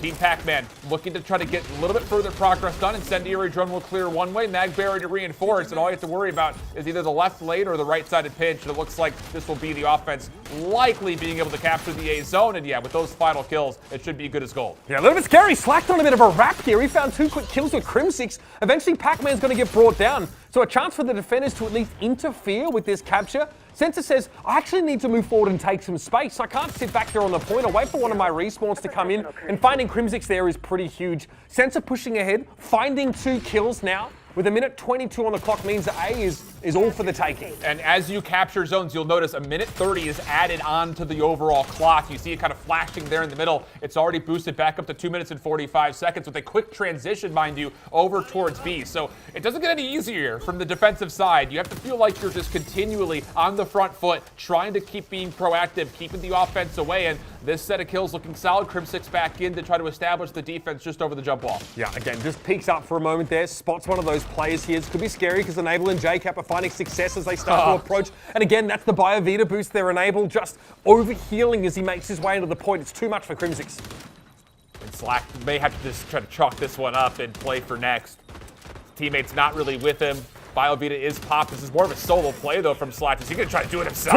Oh, why not? Crimsix with the nade through, and yeah, Crim's over the top, able to take down a further player. Aches also in the mix, so utility all coming through Aces all of a sudden, once again for Team Aches. That was some dirty nade work here. And now Team Aches know that they really just have to stack this left-hand side of the map with point A having already been taken. They do need to stay aware of potential flanks here, but they're in a strong position. Enable can't even bully his way in with that extra healing. Sensor goes very, very low. It's only Pac-Man elsewhere able to find that pickoff, but we're down to 90 seconds once more. And you have to keep in mind, you kind of see it tallying up on the board here for Slack. He keeps getting these healing assists and these healing numbers that come through, even though he's not popping the BioVita boost.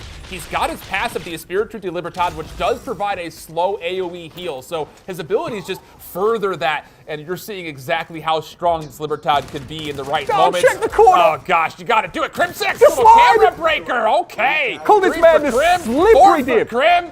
Just doing it all himself. Man, the guy cannot be stopped again. Coming from some really unexpected angles. But Crim with the M16, by the way, so not exactly the weapon you want in these close quarters. Coming out from very unexpected angles here, and B still being held by the defenders. Crimsix a huge part of that, but it gets caught from behind. 50 seconds remain. Offense needs to get something going. Enable feeling the pressure. Will pop the Medico Suprema, just finding some sort of hope and prayer. They do at least allow that last bit of progress to be captured. So now back up to 2 minutes worth of time, where you've got to get over to a very dastardly zone. This C hard point is very difficult to hold on to. Like you mentioned, we saw it last time. It's wide out in the open. You need to see your Phantoms player really pop up with good mag barriers and possibly Aegis to try to lock this in. Yeah, I think that's a huge part of it, right? Getting yourself a staging ground to start to make this attack when you're playing out in the open there. Crimsix doesn't have an opportunity to use his Ultra there. He's taken down, but he found 2 key kills. This paves the way for Slack to make his way forward. He also, of course, has his Ultra available with a lot of healing and that overshield essentially provided to teammates. So Ultra is almost all up for teammates. Now, how do they ration them through this next 90 seconds in order to stay on defense? Oh, the sonar goggles will be the first thing in. Just getting a read for where this break intent is coming through, and Aches has been so good with the sonar goggles. A full team wipe comes out, and that's enough for the defense to start to play forward on towards these mansion staircases, really trying to establish some trap here into the spawns of the attackers. This is something we found in playtesting a lot, is that if defenders are able to push up far enough to play the top of the staircase, the angle really favors them. It's tough for attackers to make their way in. Grenades also get really punishing when they come from the defender side here. But Team Pac-Man's handled that better than we did. It looks like Crimsix is here. He's found his Aegis use now, finally. He's going to make his way on towards the point here. We have a couple players for Pac-Man able to start this cap. Uber, they're doing a lot of things better than you and I are doing in those play tests. But yeah, the progress looking solid. Second tick already done and dusted. Third on the way. Defense having a hard time breaking through the mag barrier. You can see the strength of it, but eventually it will be destroyable. We have not mentioned that yet, but it does have a certain level of health. The finite durability, right? Yeah. Yeah, crucial, of course, to bear that in mind here. But this point C attack has not gone well for Team Pac-Man so far.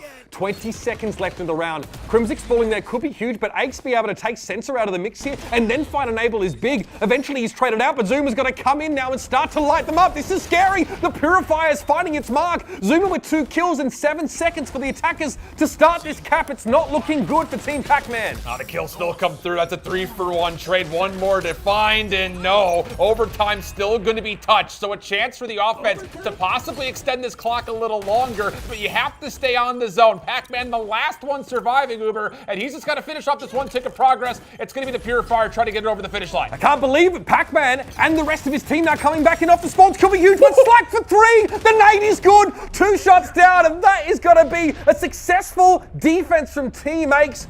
Just when it looked like Pac-Man and co would have it, Team X fire back and end up taking 2 maps in a row. We are all tied up 2-2, and this is looking like an excellent best of 7 so far. See, Shift, I wasn't even worried. No doubts. I wasn't even worried, no doubts at all. Let's pull up those game results, because from what I gathered, Shift, it really just felt like the playmakers were Crim6 and Slack. And they did it in their respective roles so darn beautifully, really highlighting how if you play a faction correctly, it can be a game changer. Slack able to pull 7,200 score, even though he only found 35 kills, which means to say that once again, his ability with that Libertad really helped his team stay alive through a lot of those key fights, and it allows Crim6 a chance to get set up, use that mag barrier, and then be able to pop things with game-saving Aegises and stuff like that. Brilliant play between the two of them. It's a capture time as well that really gives Slack a lot of points. Crim also did some absolutely dirty things there, illegal in the state of Nevada, I should suspect, on defense. So really, really impressive stuff from them. Well, and I think that too, we talked about, right, Uber, the importance of positioning in a mode like zone control, and it just felt like throughout Team X had that locked down so much better. Yeah, positioning was pretty crucial when it comes to playing around mag barriers and stuff like this. You know what's also important? Beating the crap out of your opponents. This is a great example of that. So this is sonar goggles used here from Aches. Now, you're defending, you're pushing up to C, you want to establish a neutral staging ground where you can maybe even start to push ahead and use like a really, a high ground advantage. So this is how Aches does it. Notice the bullet count. 1 bullet left, absolutely breaks the ankles there of a sensor, I think it was. And then look at him now. Take position up at the top of these stairs, so he's pushed well forward. This is actually quite close to the attacker's spawn on this phase of the map, but he really makes use of the fact that the banisters here, he can play around it quite safely. Zoom is also backing him up in that position, so that play buys you 30 seconds for the attackers, not only to get through Aches and Zuma, and then start to approach that point C, and that's why we saw the clock get so thin towards the end. And that play was made when we only had a minute and a half left, so you're gonna tell me that I'm stuck in spawn with 60 seconds to capture a full zone? Yeah, it's really good proactive gameplay again, and that's where we're really seeing Aches pop off of that sonar goggles, just reading intel and making sure that he's able to punish essentially single-handedly. But that's what I'm saying, the positioning is so crucial, and it's what got Aches' team into that position, but then you have this moment of individual agency where you're Aches, you have your ultra, and you go absolutely hog wild with it and put your team in a power play position. Well, a power play position could be what we see out of Team Pac-Man, because coming up next in the schedule is actually the very first game mode we started off with. It's going to be domination on Echelon HQ this time around. We saw it initially. Team Pac-Man had a very comfortable win to kick things off. And we've had back-to-backs. Team Pac-Man maps 1 and 2, Team Aches maps 3 and 4. So Uber, is this the moment? Pac-Man, are we swinging back their way? Well, if they're going to win this next map, they need to rely on a few things. First of all, Sensor's been consistently very good over this whole series, playing SMG, basically just solo MP7 the entire time. So keep letting him run wild, do his thing, and then play around that combo of Pac-Man and JCap in the middle part of the map. That's what was so big on Noodleplex, right? You have the one player as a Phantom, setting up the mag barriers, and then Pac-Man on his favorite cleaner class, moving up, setting up a lot of the incendiary fields with the drone and closing the gap. That was their key to success in that first map.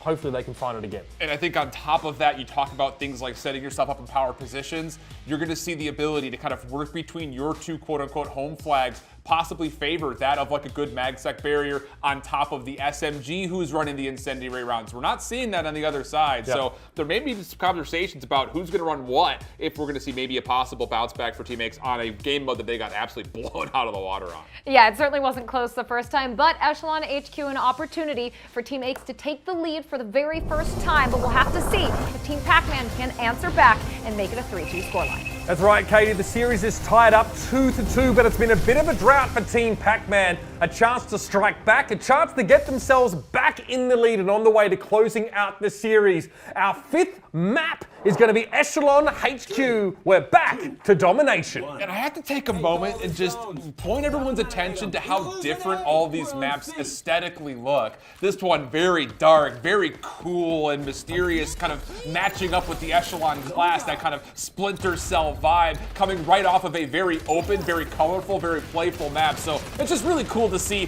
the variety that we're getting between all of these maps, let alone the modes that they're playing them on. And this is the kind of map where your home flags, it's pretty hard to take your opponent's home flag. Correct. It's a very long flank and you're very close to their spawn. So a lot of this round will be fought over this central part of the map. Now there are there's actually a tunnel to the top right there. So you can actually come at this room from a level above, which can be unexpected for defenders that are sort of set up there. But it's dangerous to stay too long on that point. You want to cap it, you want to move up, you want to push up to the enemy home flag and box them in that part of the map. Especially when you've got Pac-Man running great incendiary drones. We're seeing nades find a lot of value lately. So yeah, just don't put yourself into the smallest room that you could possibly find yourself in. And now we take a look. How about this? Enable's actually going to move over in towards the opponent's flag, cut down on his rotation, but a little bit of early pressure here and a chance for Team Pac-Man to really build their lead with this two-flag setup. Yeah, this is the start they're looking for now. And again, there's so much pressure. I mean, the fact that, Sense is finding this kind of success means he can actually move in on towards A and start to cap that. Aches has to do something about this quickly. This is going horribly wrong for Team Aches, excuse me. Eventually, they're able to find their footing. But this means that Team Aches are no closer to capturing B than they were at the start of the round. Solo play from Slack though. BioVito is going to be popped. That's an opportunity to clear the zone and maybe even fully flip it if you can find more eliminations. How about this? Slack puts down the M16 into a weapon class that we are more used to seeing him on and essentially does it for his team by himself. Now all of a sudden an AB setup and a chance to start accruing 2 points every second to dig on into this lead. And there's no reason not to push off of B and start to play aggressively here. XDefiant is a fast-paced game. If you sort of get caught on flat feet, you're going to get absolutely demolished. So you see both teams trying to make use of how dynamic a shooter this is. Still a pretty comfortable lead here for Team Pac-Man as they start to move back in control. And now Sensor is the one that's leading the charge. Consistent all series. Someone that Pac-Man's team has to rely on here to get in the enemy team's face, to hold them up and to find some multi-kills. Man, Pac is just different with this sub. He is absolutely shredding anyone who steps in front of his way, even players at distance. There's that little tick of the incendiary rounds. Again, just furthering a little bit of damage, pushing off teammates just a little bit further back, but Krim from the high ground takes an opening double, and now right back onto the B zone. This is the definition of a tug of war over this B zone. It's just Team Pac-Man have built such a sizable lead early. Yeah, again, that early sort of 50-point lead is now turned into a 90-point lead. A great nade there from Crimsix, catches JCap as he tries to approach the point, and Slack is pushed ahead. So you have Crimsix and Zuma sit here playing around the point. Of course, Crimsix again on his favorite fandom class, I have to assume. And it's only been Sensor in the last couple of moments for Team Pac-Man that's been able to do anything. It's all about teammates. They're clawing back this lead. Oh, they're just getting them one by one all of a sudden. This is an opportunity with favorable trades plus a team nade, a self-nade actually out of JCap, to maybe even put a little influence onto the C flag, maybe even triple cap here. But this is what we see. I mean, this guy's got a lot of experience playing throughout this game mode. Doesn't want to take it a step too far. Just keep our 2-zone advantage and get this game back to level. Great point. Crimsix not overextending there. We actually saw it happen, I think, briefly on one of the previous maps. He overextended a little bit too far. It seems like now he's really playing quite safe and holding it down with that AR at longer range. Speaking of which, Aches now trying to make his way back in, but Sensor has popped that Ultra. Now Sonar Goggle's going to give a chance here for Pac-Man's team to get back in. They still have a bit of a lead to work with. It was cut down to about half. Ooh. Sensor trying to get inside that Aegis barrier, and it almost worked out, but Zuma was there to cover his teammate. A little Aegis on Aegis Axon coming over the B zone. Pac-Man with the incendiary drone may have turned the tide just enough. 330 to 282 the score, still 55 seconds in this half. Remember, again, we said this at the very first map, you cannot take a charged Ultra into the next round, so expect some fireworks here in the last 45 seconds. Absolutely. Here is Aches coming off the break here. Someone who you expect to now make use of that Ultra. 40 seconds left in the round and getting Sonar Goggles here, able to make his way around, know where his opponents are, so we can have a safe flank would be great, but he's caught by that incendiary passive. The rounds burn him down. Enable trying to push onto the point, and now, of course, with that Ultra, so much healing, it's so hard to break through. It makes him ultra durable. The Medico Supremo, just unbelievably resilient in the final moments. Currently 399 to 322. Advantage over to enable and the rest of Team Pac-Man in the final 12 seconds. Not the same cushion we saw in map number 1 here, Uber, but this last little rally in the last 45 seconds once again puts a little bit of pressure on the Team Eggs as we swap the side. It was a 90-point lead for Team Pac-Man. They got shrunk down to about 40. That has now blown out just a little bit more again. Team Pac-Man able to recover in the second part of that half. So teammates have to start on the front foot here. Yeah. It has to be an absolute blazing break off of spawn on towards that point B. What a play by Team Aches. You've got to imagine they're talking it up in the comms. So let's go take a listen. I'm nading it right away. Pop it off. Naded it. I got one. They're all weak. They're weak. They're on it. I got one. One more behind. They're really weak. I got two. Three. I got it. Come on. Stack fast. If you guys gonna got hit nades, nades on us. cook them right now. I don't have any. Slacked as well, just going to top his teammates up here. Again, not super necessary to go for that right now as Team Pac-Man all got just dominated. Coming back off the spawn now, Pac-Man with the Vector trying to cause some problems on the periphery here. But Zuma was actually able to bring down JCat with that Molotov. That is huge, and this is what teammates needed to make their way back in. Just have to keep this little cushion here. Just keep the zone away. Try to force Team Pac-Man to have to come through these tight alleyways. And it's working out beautifully for the subs of Team Aches. Once again, clawing their way back in. Every second is good for 2 points, down to a 426 to 489 lead.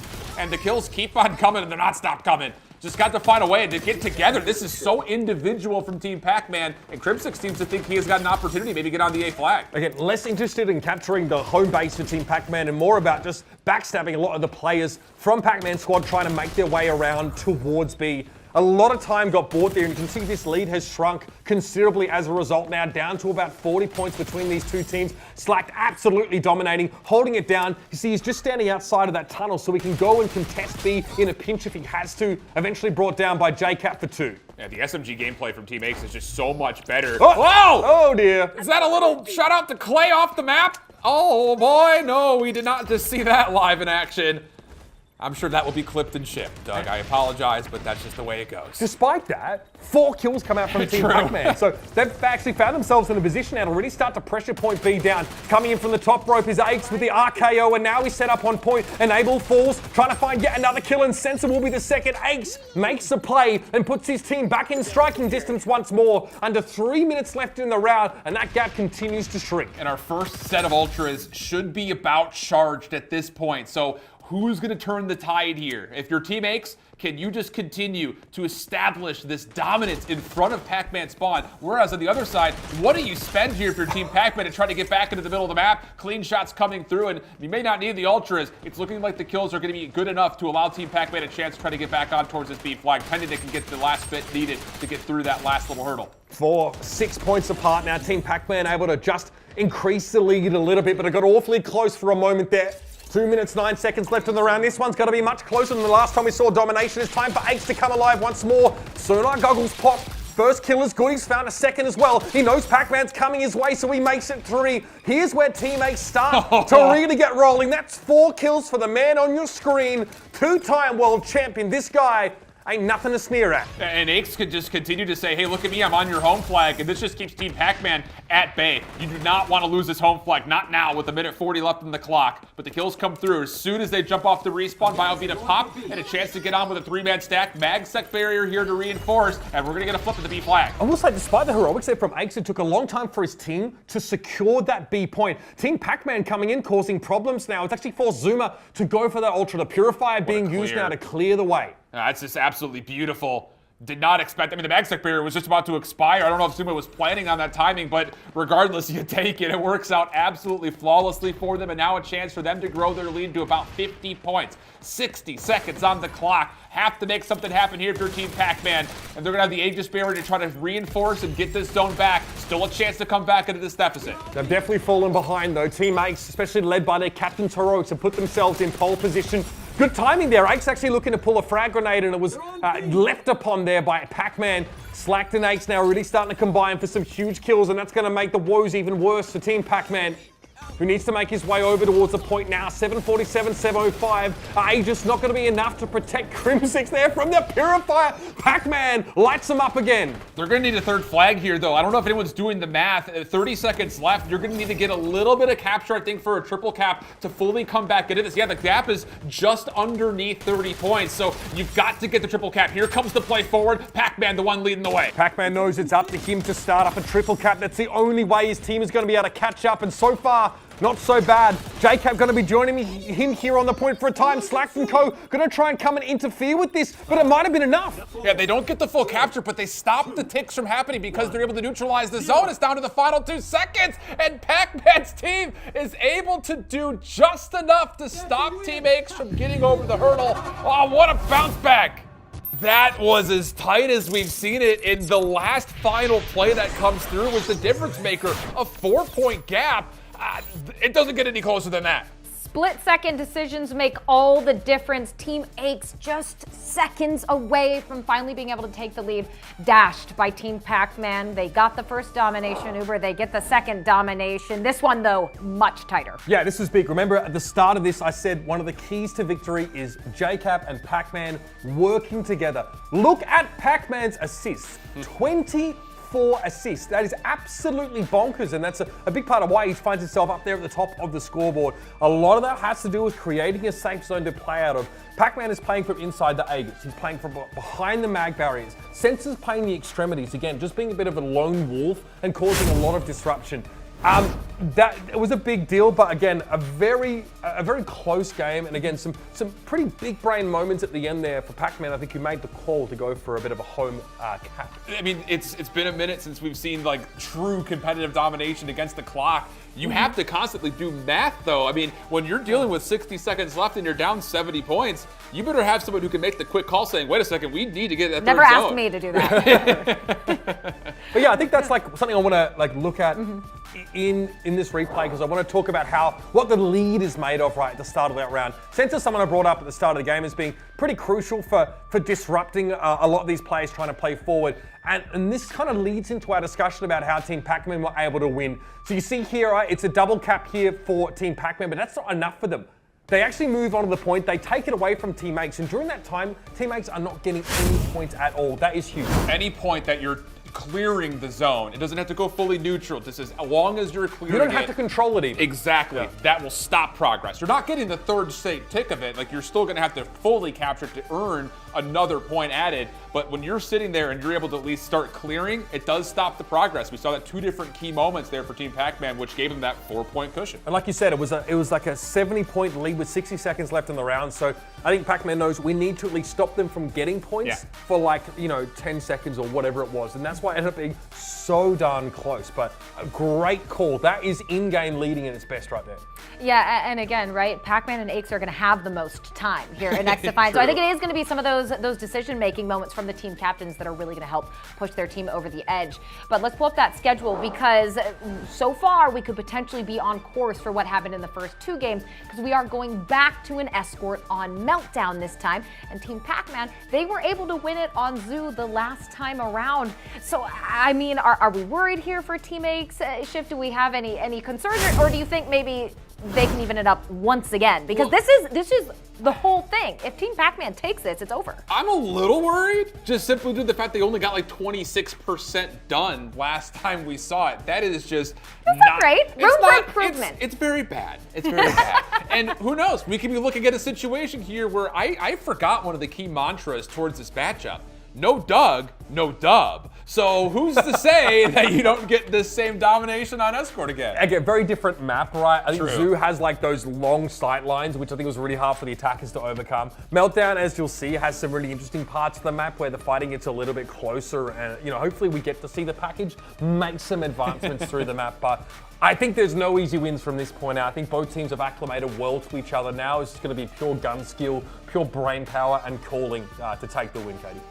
And well, you guys have a chance to win too, because it's not just the players who can play XDefiant right now, it could be you as well. Because by watching this stream or partner channels streaming the beta, you get a chance to claim closed beta access. And if you registered previously, please do check your email because some invites have already been sent out. As always, you can register at playxdefiant.com for a chance at access. But this is the very first time Ubisoft's game has no NDA, so stick around to see how these players play out the final 2 maps, potentially just the 6th map, if Team Pac-Man can get it done, and we'll see if they can do just that. It's time for Escort on Meltdown. Oh, like you mentioned here, Rupert, this is a very different style of map, but I'm just hoping Carlos gets a chance to stretch the old legs and actually see some of it. A must-win situation for Team Aches. And once more, we ask the question, can they find a way to make the corrections needed to actually see this map go the distance like we just got out of at map 5? At this point, I'm convinced this is scripted, to be honest with you. I'm expecting a map 7 just for no other reason than it makes for a great story here. Your defenders to start with here, it's going to be Team Pac-Man by the looks of things now. There's some really nasty spots to defend from that we can talk about as we see them. The defenders actually start where they can play on the top of this causeway, this railing. Yeah. That to start with is pretty hard for defenders to get on because it's just like an angle disadvantage they have here. And it looks like we're going to have a mag barrier set up on the right-hand side. This is probably the most elevation-based map that we've seen so far when it comes to playing around verticality and things of the nature. So yeah, I think it's going to be really key to see how many ARs people are going to bring out and how they want to use them. Already a different look here for Zuma out of spawn with the ACR, and it's worked out beautifully. This is a great break-off for Team Aches. Yeah, interesting defensive positions. I actually don't think we saw Team Pac-Man make use of high ground at all. I'm curious to see if Aches goes to the spot that he was abusing incessantly in playtest. There's like a spot on a crane where it's very, very hard for defenders to sort of shoot you out of that spot if you get there as an attacker. It's really just like the top of your head that gets shown here. But you see now that, again, the package is going to be advancing towards that warehouse, and the warehouse has balconies which the defenders can sort of, they get that high ground by default. So it's still not that easy to fight into, but so far Team Pac-Man's starting to establish some hold, and yep, Aches is going to the crane spot. You dirty man! This is disgusting. I mean, the amount of little head glitches like this that you can just post up with an ACR or for Slacksacord, probably an M16. Not fun to deal with at all. Digital Ghillie suit out. Trades will come through. Clean kill feed. 3-for-1 the exchange. And this is going to lead to Team Aches getting on with multiple members. They may see more percentage earned here in the first 45 seconds than they did in the entire second map we play. Nicely done by Crimsix there. Pac-Man barely has a chance to peek his head out before he gets a hole blown through the front of it. Crimsix there taking some shots as well, but the trade's good. The nader's going to be there. Jacob able to go 2-for-1 though, but Slack will be bringing up the rear now, heading back towards the package and getting it to keep on moving. Enable pops the Biovita boost preemptively as he peeks out, and that ends up being the right answer. He's able to find that 1 versus 1 against Slack and goes in his favor. Yeah, and this is one of those moments where if you're the defense, you don't want to be complacent sitting on that little cubby hole that you just saw because it's very nadeable just to bank them off the top ropes and get doubles. So this is a great inactive play from Enable, getting forward, taking away space, and that's going to allow this retreat to possibly still come through on Carlos. 5 seconds until it starts moving backwards. Defenders can make use of this crane spot as well. It's a little more exposed, but there is you are obscured a little bit by the boom arm of it. So Enable doesn't opt to go there, but he's almost using it as a trap, like waiting for the attackers to try and re-establish that position and catch them out. Again, the package is retreating 27.6%, and that's about as far as it's getting for the time being. So Aches and Co now need to, I guess, recommit to this sort of assault. They're going to nade that high ground. Aches is going to push up though here and try and play from this lower angle. Just stop them from even peeking over towards this, as it's going to be double stacked up to try to get this payload a little bit faster. And there it is, the first tick of progress able to come through. That's going to move the spawns around as well. So if you're the defense, you have to be very careful about how you want to try to position around this contest, because you don't want to be stuck essentially taking spawn fights right in front of the offense popping up. Virtually a full reset though here for Team Aches. They got wiped there. That was Pac and Crim, I think, combining really nicely, both from high and low ground respectively. Aches now is wise to the fact that someone might be wrapping around behind him here. Your Pac-Man, he's trying to get behind Aches and make it hard for him to establish this little head box position, we'll call it. But the package has made its advancements here, 34.7%. We have a time extension now, under 2 minutes to go, as this package will be getting towards the warehouse. Oh, it actually didn't fully open the door, so extension. Now it gets there. Okay, so I thought they had gotten there the last time through, but it's not until you start to see that interaction. Another part of the map will start to open up. Still in contest, the defense really trying to fight for every last inch of this, but Carlos will make its way through the warehouse doors, and now this is where things start to reset, where the defense will have to kind of pick and choose if they want to pull up these balconies or not. So now you're dealing with some fairly really tight, winding corridors here. This is where those mag barriers, like we saw deployed there, are going to be extra important. You can play from the high ground to some degree, but there's a lot of cover that the attackers can use as they slowly advance through this stage of the map. And remember, 3 players on the package mean that old mate Carlos, he's sprinting. This is, I mean, the Aegis that's get popped for the offense, it just allows everyone to just get inside and force this payload to move very rapidly. I mean, this is as clean as we've seen. Finally, Pac-Man's able to single-handedly take back some positioning. But that was a costly push from Team Aches, and now it kind of puts a little bit of extra pressure on Team Pac-Man to hold longer. There's still 3 minutes and 15 seconds to go on the clock. A chance now to listen in with Team Pac-Man as they talk through this play. On point, Pat, with this all nice. It's good. Behind me on the right with shields. He's on the thing. Shield In our spawn. I have my heal on 5. You gotta kill him off. I can't stop that guy. We crim to the right. I got him. 3 dead. Nice. Did he heal us? Didn't get it. Yeah, I did.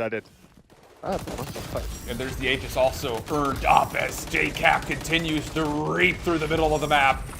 So all of a sudden, the defense doing what was required. Aches, sonar goggles at the ready. Keep in mind, he can pop this, and that lockout can counter.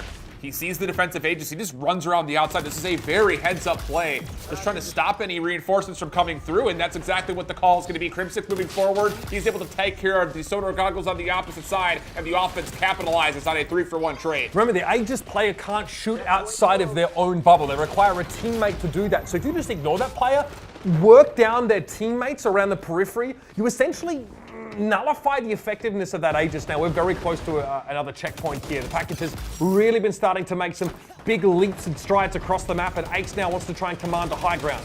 Looking good for it. I mean, he's in a really good position to, even if he's not finding kills, scout out information and transmit information to his teammates. Medico Supremo at the ready for Slack in case there is a last-second contest. But the kills just keep coming through very easily as the offense nearly gets it done right there in the last spree. Zuma, the last one left, will eventually be taken down, and the defense will hold, at least for now. Yeah, Crimsix there as well. I think it was his own nade that came bouncing back at him. But he again is able to establish his high ground position, work his way through JCap and Sensor, and there's now a chance here for the attackers to make their way towards this next checkpoint now. The package is on the move here, and Crimsix is going to hide behind it. That's the time extension, under 4 minutes left, but plenty to work with now as we head into the last phase of the map. Yeah, the follow-up kills for the defense just are not here in time. So now you're stuck. I mean, the offense is spawning right where you just collected a full team wipe, and it's just essentially trades at this point. I mean, the kills really don't matter at this point in time really so much for the defense. It's just all about trying to stay alive and kill extra seconds off the clock, which they're unable to do. So once again, the package on the move. Still, a lot of tight corridors to go through here, but I think the biggest part about this is a lot of our ultras have been spent already. So how do you get this defense set up for Team Pac-Man? Flashbang comes in there, Pat. I mean, you saw Aches there actually pops his digital ghillie suit and sort of stays still. So he actually isn't going to be taken down despite getting full flash in that moment, which is pretty ridiculous.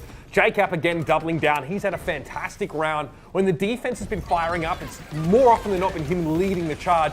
Here's a Medico Supremo now used by Slack, so going to use that preemptively here. Crimsix also popping the Aegis, so combining these powerful abilities, but Crimsix now has no one to stand inside this Aegis and fire out of it. Oh, there's the disruptor that comes through. The lockout finally gets into play, so it immediately shuts down the Aegis, but the kills just are not there to take advantage of it. So even though the Aegis is popped away, and even further, the lockout will keep you from using any abilities, there's just no eliminations. The stack is still here, and the chance for Team X to get it to 100% so much better than we saw him last time. We've been talking about this all day, waiting to see a player with a DedSec operator shut down an Aegis with that ability. But again, it takes more than that, right? Eventually, when the abilities are gone, you are left with, having to deliver in terms of gunplay. And Team Aches had that in spades. Aches drops a cheeky 3-piece towards the end of that round, and that really gets them over the line. So they'll be happy getting the map done with what had to be like 3 minutes plus of time. Yeah. It's going to stand them in good stead here to even the series up at 3 apiece. I think it said 7 minutes and 15 seconds was the time to beat, which is not the fastest we've ever seen, but there was that second and third leg of action where it felt like the payload never stopped moving. So there is a lot to kind of measure yourself against if you're Team Pac-Man on this offensive attempt. MagSec Barrier gets them out of spawn, and the kills are there to follow. So a good start on their initial break-off, getting on towards Carlos to get it moving. It's been great off the rip here for Team Pac-Man, but the difference is now, Aches knows he needs to control this high ground to some degree, so he's able to use that pretty effectively there, finding JCap, and again, wants to continue to make use of this causeway, shoot down towards the package, has a distinct advantage in doing so here, but he doesn't have a heal on nearby, and he's down to 22, so he needs to take his time, but finds a enable there. That's 2 down for Aches, and he wants more. He's hungry! Oh my gosh, and he's also made the swap, mind you, between factions. He was running the Echelon last time. He's on the dead sec from the defensive side. So one conversation we have not had a lot of is which factions are better on which sides. We're starting to see some early conversations towards DedSec defensively being a major option when it comes to not just the lockout, but also being able to hijack things like those MagSec barriers and turning sides for it, so to speak. Yeah, only 6.9% of progress so far. Bot actually starting to move back in the wrong direction, enable Ops to check the flanks before returning to start moving this package on forward, but finding those 2 kills is pretty big. This is really going to start to spearhead this push here from Team Pac-Man. They've got a lot of ground to make up. They're doing well, though. I think the discipline is really well established here from Team Pac-Man. It's not just look at the objective, push the objective. It's all about controlling the space around the outside, especially with how this high ground can form against you. And the kills do come through relatively cleanly. Enable, one of the last ones left, though, has to keep his life, wait for a little bit of help. Balabita popped, next fight ensues, but it's Slacked on the other side to send it right back this direction. Both players popped the heals there. Slack definitely had the range, and Zuma didn't realize that the cat was out of the bag there. Pac-Man could see him through the digital ghillie suit as he was sort of moving rather slowly, but moving all the same. Now Pac-Man gonna try to set up in that oppressive position, but Ace kind of sees through it because both those players know the spots pretty well, and they've been using them against each other for quite some time now. I think over a year for both of them, sort of working on this title, getting this game looking as good as it does. And trust me, they play this game a lot when they get the chance to get on board and just feel it out.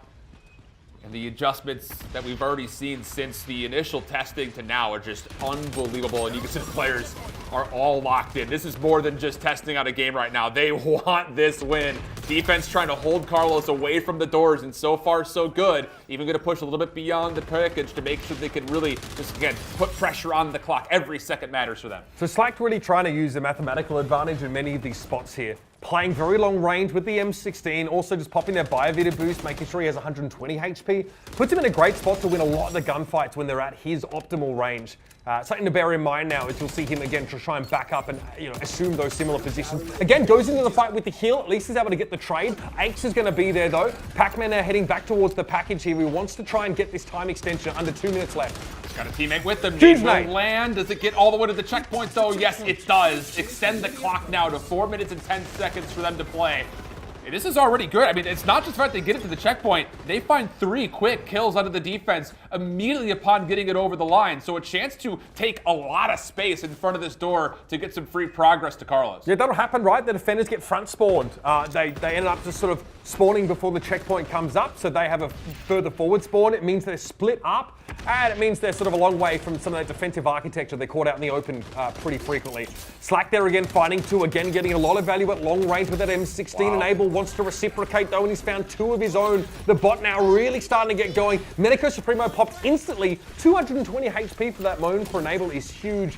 And again, his teammates will be benefiting from that passive healing if there is a gunfight. There is something to be said, and I know this is just an opening showcase, but was that pop too early? There is no defenders nearby, and the channel of it has expired before the fight comes through. And 3 straight defensive kills are right there. So again, you have to be efficient with these ultra usages, and that may have been an example of maybe not exactly executing perfectly towards actually using Medico Supremo. Yeah, his team's actually protected by a mag barrier at the time, so you don't even benefit from that amplified passive area of effects healing.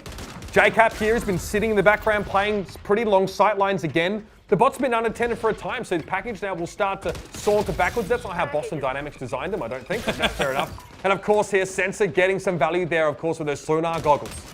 Hey man, they designed them to do multiple things. They do some scary things. I've seen those videos. They do too many things. I think if anything, we want to see them start retreating just based on I like that. them to regress to being more like Furbies. You know what I mean? I feel more comfortable with that. But it does start getting on its way. Here's the lockout from Aches. Right back in towards the tunnels. This will be the time for the defense to start to move very aggressively, and so they will. 3 for 2, the exchange, one more to find, quickly contested, and that's enough for full clearance around the objective as the defense moves forward. Potentially this is pretty big here. Crimsix had a chance to establish some really nice lines, and Able just playing from the high grounds, able to take him down. Aches almost gets caught out by another player there as well, but he gets a better of Pac-Man who's trying to run straight at him. And now we're going to see the spider bot being deployed there. That's going to be a bit of fun. We'll see if there's anything to be gotten there for Ace. But again, it'll give him some information if it latches onto an enemy. I think that's the biggest reason for using it, is it kind of controls a lane for you while you can focus otherwise on different positions. So it's a cool way to kind of clear a space without necessarily having to watch it. I mean, DedSec is such a sick class because it's cool. We're talking about the spider bot, but also whenever you throw a grenade, you have a fabricator that literally like 3D prints you another one. Yep. So other classes like use the lethal and they don't have it, but you can just get it back after like 10 or so seconds. It's actually insane. Yeah, it's a really cool class, and I'm glad that we're starting to see it a little bit more on display. It just comes down to where is it best utilized, because the hijack only goes on cooldown when you've successfully hijacked an enemy deployable. So you'll have it up pretty much all the time until you successfully capitalize. And speaking of that, how about JCap? Right off a spawn, needs to find space, and is able to do so. Package is retreating at the moment. 60 seconds to play before Pac-Man's team sees the clock expire, and we'll go to a map 7 if that happens. Might be up to JCap at this rate if Team Ace, or rather Team Pac-Man, are going to advance the way they need to here, because Slacked and Ace are starting to cut them down there. Basically a team wipe there as Team Pac-Man were not ready for that defensive endeavor. Ace has actually been disrupted here. Not too worried, it's just about the gunplay now, but I think it was actually Pac-Man, able to shut him down. Love that little melee kill on Sensor. Hope he didn't know what hit him. A little shot kill action coming through. Don't see that all that often, but it's very effective, believe me you. 30 seconds on the clock. The offense, if this clock does expire, will have a chance to still complete the payload in overtime if they can stay around it, but that has been a very dangerous prospect so far. Still contested. Aches moving their way back in, trying to track down the kills, and finally it's the Aegis that gets the job done from Crimsix. 10 seconds before we go to map 7. Yeah, and Able just fed himself to the scatter gun there. It's you're damned if you do and damned if you don't in that situation. Here comes Ace, though, starting to fry real nice now. Gonna pop that Ultra as well, but it's gonna be unnecessary. Team Ace stop Team Pac-Man in their tracks and force a 7th game.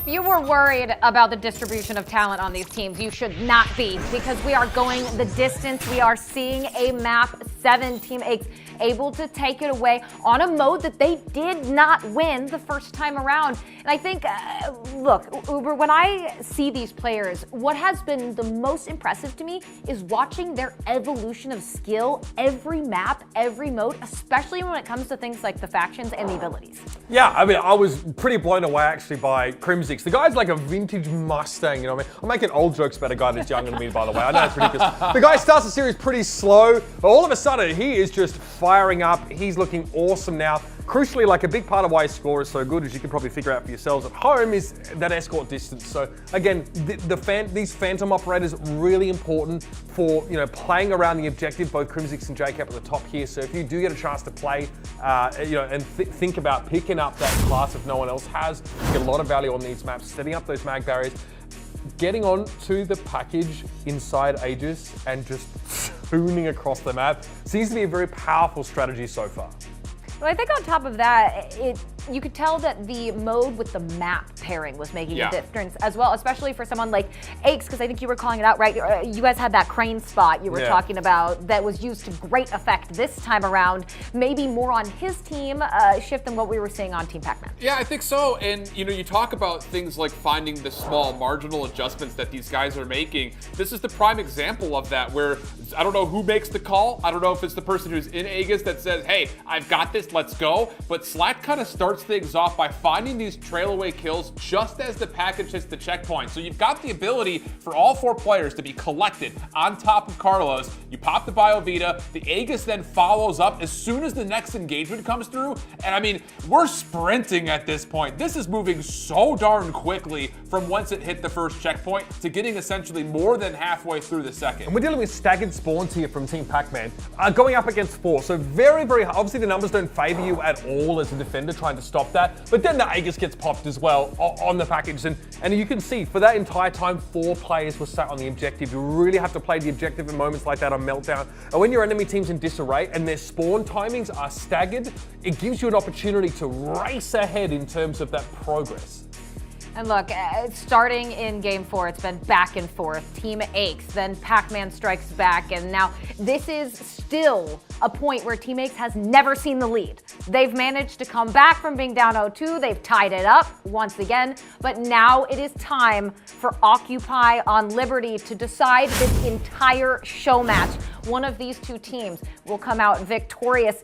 And I mean, Shift, look, Aches team, this is when they got on the board the first time, so is this how they close it out? Look, I was never in question of my selection. I take it easy. You know, you got Zuma starting to pop things off here, no worries. I don't need you shaking my head. Just rerun the video to the first segment. No, doesn't matter. Doesn't matter. It's a best of 7 series. We've got one map to figure it out. I think with the adjustments we've seen from Team Aches, they hold the advantage going into this last. I won't lie, Team Pac-Man looked pretty gassed.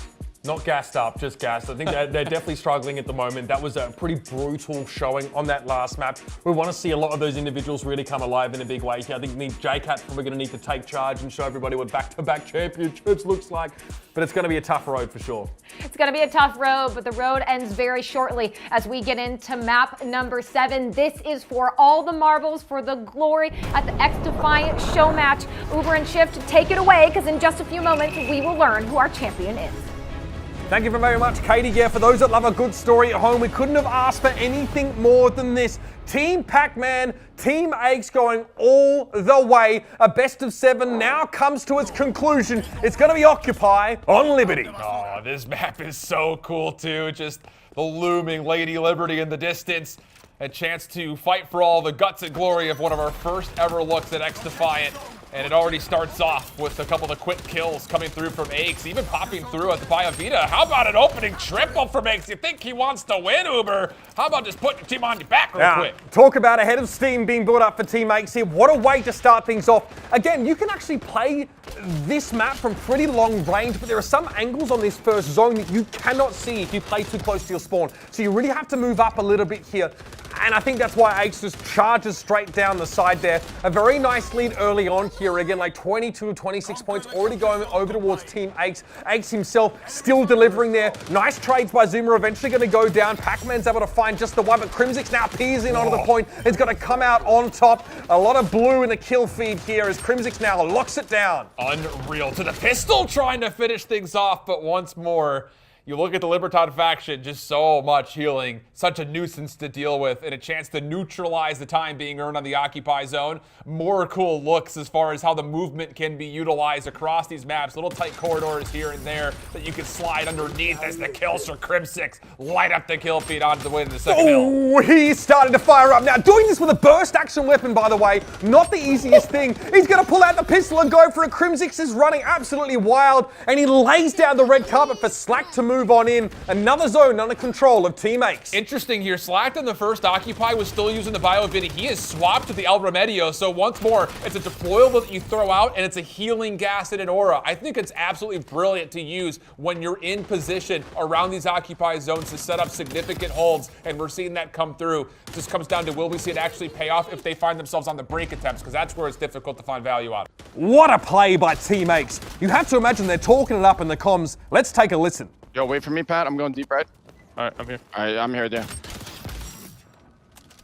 I'm nailing it. Naval dead. One on the boat. He doesn't know you're there. Camera on me. Another one coming. Mid. Come on, push you. There's one side. Nice, Tommy. Mid's good. They're on one side. Tommy, yeah, low. A chance for Pac-Man here to use that positional advantage to get somewhere, but Zuma's going to shut them down again. Wow. It's just, you can kind of feel it. It's never being one-sided hits. There's always multiple angles of ingress that are being threatened time and time again in these break attempts. That said, though, Team Aches not still spawning in, so re-establishment of control around the zone for Team Pac-Man. Aegis popped very early on, though, with this convincing lead, and Team Aches is looking to really throw this one out of rack really quickly. Using classes that get stronger with teammates are close by is so huge here, right? Having teammates that can fire out from the Aegis, having teammates that can basically make Libertad, get exponentially more effective by playing close around that area of effect healing.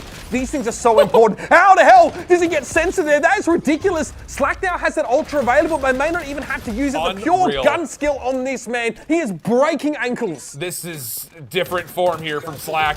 He's absolutely looking undeniable in this title very early on, I know, but that is impressive with an M16. 31 to 100. through 3 zones of Occupy so far. This is looking like a snowball. Sonar goggles are out. That is against Team Pac-Man. It's just the snowball effect. It just keeps tumbling, bumbling, and stumbling through. Yeah, Enable needs to find his way in here. He's going to use that Medico Suprema again. We've seen Enable use this Ultra early in quite a few occasions there. It's not enough to get him out of dodge. Pac-Man, though, comes in with a Purifier, and I tell you what, he is delivering now, finding those 2 key kills, putting his team back in a position to challenge. Oh, and I love the fact that he's just spamming down a doorway. It's going to last for about 10 seconds if you just hold down the trigger. And that is valuable time here for Team Pac-Man. It may have actually dissuaded Ake's squad from even trying to re-break this. 8 seconds of scrap time looks good. Fully conceded by Team Ake's. But now the question is, can you find a way to rotate and break on this next execution towards our new zone? There's no doubt about it, right? Team Ake's are absolutely using that extra 10 seconds or so to get in position for that next zone, and already they're going to be here. JCap has the Aegis, but no one really close enough for him to get value out of it. I mean, I can't say that. Ake's just walks on in and goes, all right, here's a freebie. Eventually, JCap and Co able to flip the point back in their favor. Again, yeah, very interesting moment there from JCap, but able to find another kill to follow it up and getting value out of that Ultra. It's just a great read, right? I mean, he's the first one on rotation. He gets a kill to kind of win a 1v1, and then the Aegis is just to put essentially a block into the pathway for Team Aegis to work their way back through. So just like that, 119 to 78. Break attempt eventually good for Team Aegis, but that's significant early time for Team Pac-Man to get right back into this game. Man, Crimsix with an AR is just disgusting. Yeah. Another 3-piece for him now as he tries to push off the zone a little bit more, but Team Aegis again able to extend that lead. Pac-Man pretty low on health here, but able to recover. Now going to push straight in towards Zuma. And again, the duo here from Team Pac-Man able to get their team back and counting. That zone now has just shifted across another 55 seconds for that one here. And who's on site? The Team Aegis are first. Yeah, just not quite able to get the incendiary drone into a prime position, though. That all said, a chance for Team Aegis to still stay alive onto the zone itself. Pac-Man squad still working on kind of getting this break over the hurdle, and it looks like finally they're able to get someone onto the zone for now, but they're not in possession of the favorable spawns. Pac-Man trying to change that. Little play around the back, has a couple lined up, and may have just blown the play wide open single-handedly. Well, we're back to the more central zone now, right? So Pac-Man could definitely benefit from wrapping around there and trying to find a nice little flank. Zuma looking on jealously, would have loved to have pulled something off like that himself. He's going to fall down, though, as Enable's able to play that high ground pretty nicely here. Again, still need to get onto the zone because Team Aegis are still finding ways to increase that lead. Great call, popping the Biovita right as the last contestant comes through. Long-range shots, yeah, there's a couple of kills back and forth, but largely speaking, that is a successful break of the scrap time for Team Pac-Man. 147, 108. Team Pac-Man have taken scrap into initial for the next zone, so this is a great moment for them to get not just back into the game, but possibly find their first lead. Yeah, let's see what they can do with this positioning here because they're getting mowed down. Zuma's able to find 2, and Aegis is going to be there with Slack chiming in. That's going to be all of Team Pac-Man just obliterated here. Team Aegis coming alive once more, man. Maybe looking to try and close this out. And just that quick route, right? Just sliding underneath the doorway, hit from the opposite angle, completely take Team Pac-Man by surprise. Pac-Man try to do almost the exact same thing. Try to break on through. SMG in hand, not a lot of teammates with him. He's gonna have to kind of do this by himself, but the incendiary rounds, they absolutely melt ya. 20 seconds left. It looks like Team Pac-Man are going to be fine to take the majority of this time. He's got what he needs as well. He has the drone that he can lay down and cover the doorway. He has, of course, the grenade he can throw out here. So decent chance here for Team Pac-Man. Sensor now as well trying to work them down. Zuma runs straight into him here. Looks like he has eyes for that next point. And Sensor might be the first player up here. And it almost was, but Aegis was waiting for the backstab. Getting 2 kills. Team Aegis might have a chance now, to get on first. Yeah, a little bit of trigger discipline, I think. I mean, that's Aegis in the digital ghillie suit, just kind of waiting for players to come through. It's going to force out the Purifier for Pac-Man on the break. He's got players from the side. No one was watching this side door whatsoever, and that'll be enough to turn tides once again on the zone. Grenade, okay, Pac-Man able to step ahead of it there, but no, Aegis is going to catch him. Pac is still good for 3 though. Aegis now going to pop that Ultra and make sure he can handle this gunfight in the 1 versus 1. 200 HP and a dream. Aegis has got it all right now. Slack's going to be able to find 3 and Crimsix chimes in. This is where things start to get dangerous for Team Pac-Man. It's been a long series and they started at such a lead, but it's starting to slip through their fingers. Yeah, if they can get past the 200-point threshold here and a 70-point cushion, you start to feel good about your chances of just kind of cruising your way into a victory. Have to see something from Team Pac-Man as we get to the next zone. Even Enable feels like he's got to hit this scrap time, so he's not going to be with his team as they start to rotate across, but he actually finds himself behind a couple of Team Aegis members looking to kind of stretch the same angle. Yeah, that ends up actually working pretty well for Enable there. He's able to find the 1. But again, it's Team Aegis that actually winning out a lot of these fights here. And you can see now, we come back off the spawn. Sensor Gonna play from inside of this Aegis here, and he catches Ace just as he tries to get away. This could be a big moment here now. Double Aegis action. Slack gonna be able to find 2 kills, make it 3. Slack really doing the work here. That is going to be devastating. I don't know how you come back from that. Slack just holds his breath in the corner, say, don't look at me, don't look at me, don't look at me. And is able to find not just the shutdown of the Aegis, but also on the remaining Team Pac-Man players. 233 to 136. It started tight, but it's looking like the finish line is within sight. Can't quite finish here, you would think, but they'll be really darn close, especially if no one can touch to contest this. And no, they may not even be able to contest this in time, Mitch. I mean, Pac-Man was the only player that was close enough to the point that really had a chance to look in here. This could be tough. Pac-Man able to take Slack down now. He needs to make his way forward, sets the drone up, and is going to remove Ace from the equation. That's 2 kills now. Next zone is already up, though, and Ace is here already, making use of that jump time. And who can contest this? It's going to be Ace, captain and champion and winner of our show match. That's right. It's going to be 7 maps going all the way, and in the end, Team Ace are victorious.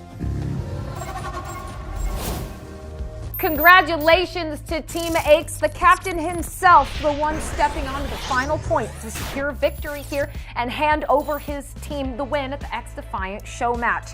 And honestly, I gotta go back to it, Shift, because I cannot stress how fun it has been to watch players, the majority of them, 6 of these 8, who have hardly touched this game, watch that evolution in experience and understanding of XDefiant from Game 1 all the way through Game 7 and give us an amazing series of maps. The authenticity, it really is genuine. I think you've seen it from start to finish for the players, for the 3 of us. You've even heard it in the interviews with the devs themselves. And to see the growth of how these already very talented players are able to kind of utilize the uniqueness of this title and really kind of test the limits. Yeah, it was a really fun treat and a very convincing final scoreboard here for Team Ace. Yeah, absolutely. I mean, is that Team Pac-Man or Optic Gaming on the other side? Because Ace looks super nasty, and my God, really though, fires up in that last map. And again, there's a lot of the usual suspects here that make a big difference.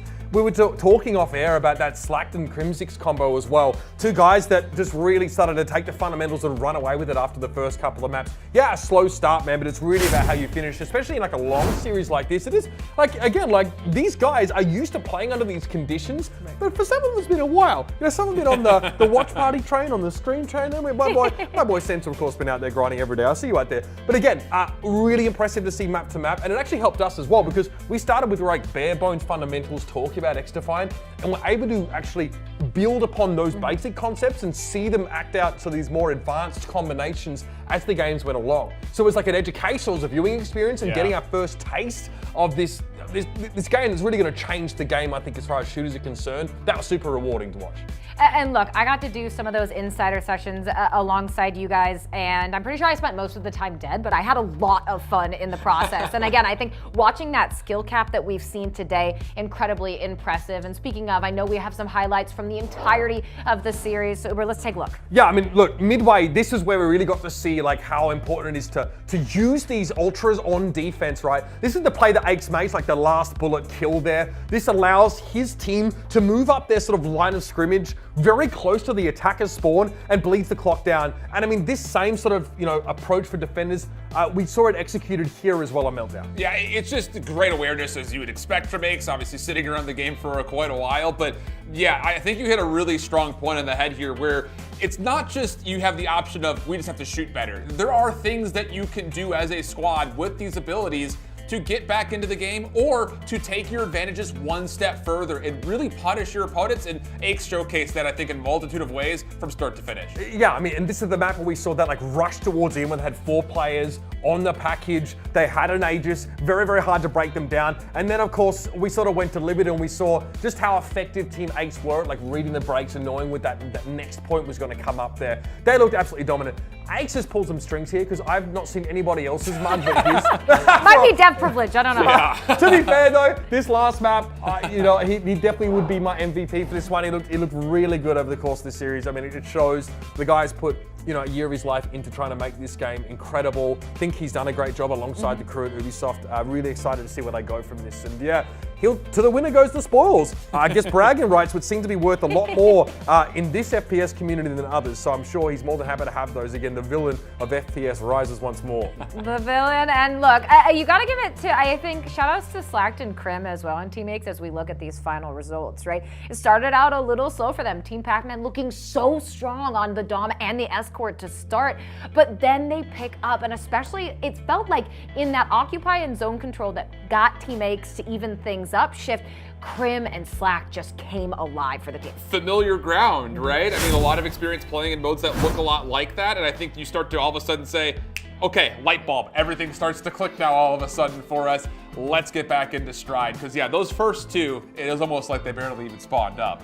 Just gotta say it. So the fact that they're able to get their feet back underneath them and really kind of ride the momentum throughout the rest of the more traditional game modes that they're used to, yeah, I think they absolutely played spectacularly. I think one thing that really stuck out to me was how deep this game is, because you add that gunplay element with the positional element, with again your deployables and your activatables. There is a ton there. It's a lot to try and take in at once, but you can see these players here starting to understand how to make use of the timing that these abilities require. Not something that you sort of have to worry about in other games here. So I love that added layer of complexity that gives us some of these really cool combos. Look, we have had so much fun today at the XDefiant showcase, but the players did as well. So let's go and see what the players had to say about today. Yeah, so the guys really rallied back after going down 2-0. I think we kind of really got together and got hype with our wins, even our small wins. We had a few sick comebacks, and even though on that game, I think it was game 6 or game 5, when they had an awesome comeback and domination, we didn't let it get to us. We moved on to the next map, composed, and we were able to close it out. We were just having more fun, and they started taking it a little more serious. I was trying to try different things to showcase different factions, and they just started coming back. I mean, they're all really good players, so it's not a shock. And I think overall, it was a really good series. So I'm not too upset, honestly, because that could have gone either way.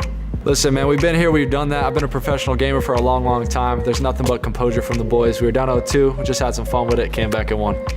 Honestly, it's really tough to lose in a game 7, especially when you don't play well in the game 7, so I'll just take the L on it, but it's kind of hard to put it into words. You know, this is my first time in my life losing to Pat, and I've almost went 30 years of living without losing to the guy, so it was one of my lifelong goals, to be honest, to make it to 30 and never lose to one of the greatest, but here we are, holding an L, and there's nothing I can do than blame myself, so I'm just disappointed, honestly.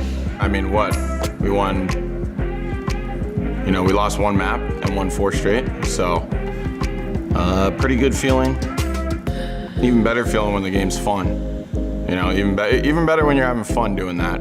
I think we just got too confident once we went up 2-0. Pat also started cheesing a little bit, and if you don't know what that is, he wasn't playing fair. He was playing fair, but he wasn't. He's got a lot more experience than the rest of the guys here, so I don't think we actually lost, but he turned up, they turned up, and I don't know, nothing went right for us after that. Look, guys like to come up with every excuses in the book when they lose, so it's not anything I'm not used to, but we set the rules here, we all played by the rules, and at the end of the day, the best team won. XDefiant was genuinely a lot of fun. I didn't really know what to expect coming out here because I didn't get to play the online playtests that we had, but genuinely so much fun. Felt a lot like some of my previous favorite FPS, a good mix of them. So I'm looking forward to the release. I don't even know what it is, but I'm so looking forward to it. I can't wait to play at home. First time playing XDefiant, and I loved it. We had a lot of fun here. Everybody was gassing it up. The movement felt really good. I like how the game, you have to rely on your movement a lot. It's very important to make sure you're moving well around a map, right? The maps are really beautiful, a lot of color. So I enjoyed it, and it's always fun playing with your friends. So I had a good time. Man, that was some great gameplay. You know, we know that these are some of the best shooters in the FPS genre, but watching them play XDefiant is absolutely amazingly fun. We had a great time, the players had a great time. We really saw them develop and really learn the skills and learn the game. But I have to tell you, for us back at the studio and working on this game, seeing the players play, seeing how excited they got, getting kills, winning matches. I mean, it's the reward that we all as developers aim for. It's gonna be great to see the future of this game. I love to hear that the players had just as much fun as we did, and you know what? So can you. By watching the stream or partner channel streaming the beta, you get a chance to claim closed beta access. And if you registered previously, please do check your email because some invites have already been sent out. As always, you can register at playxdefiant.com for a chance at access, because this is the first time our game has had no NDA, so you can have a ton of fun. Look, I know that I'm hopefully going to get to play a little bit more, but look, we're kind of at the end of the road. We're about to close this showcase out, and I just have to hand it to you, Shift and Uber, because look, sitting on the desk, it's stressful in its own way, but I was blown away by the fact that no one's ever cast this game, and you guys sit down and act like you've been doing this your whole life.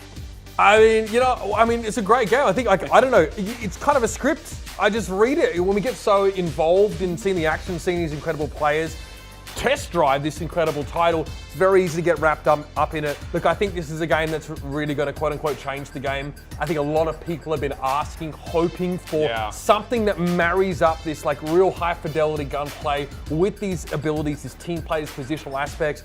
You know, I've worked on titles in the past that have used one of these two things, but rarely both. So I don't know about you, Shift Man. It's been a pleasure, bro. I had a lot of fun. This game's going to pop off. No, I feel the exact same way. I mean, our backgrounds are very similar, but also a little bit unique in the way that we kind of come from either more of the ability side or more of the gunplay side. And now that we've kind of matched up together on this, I think the game really does speak for itself. And we're in Vegas, so we can go get married now as well. Like, perfect. Did not see that on my bingo card for the year, but that's fine. The game is unbelievable. It really is. It's very easy to invest into, whether you're watching it live, playing it live, or just speaking about it live. It's really easy to get on board with, and I'm pumped to be here. As am I couldn't have said it better. Uber, Shift, thank you so much. And a massive thank you to everyone who helped make the XDefiant Showcase happen. Ubisoft has created an incredible game. It's been our privilege to help show you how amazing it is. And of course, again, if you haven't already, make sure to go register for potential closed beta access and come have fun with all of us. So from Ubisoft, from XDefiant, from everyone here on the desk, we'll see you later.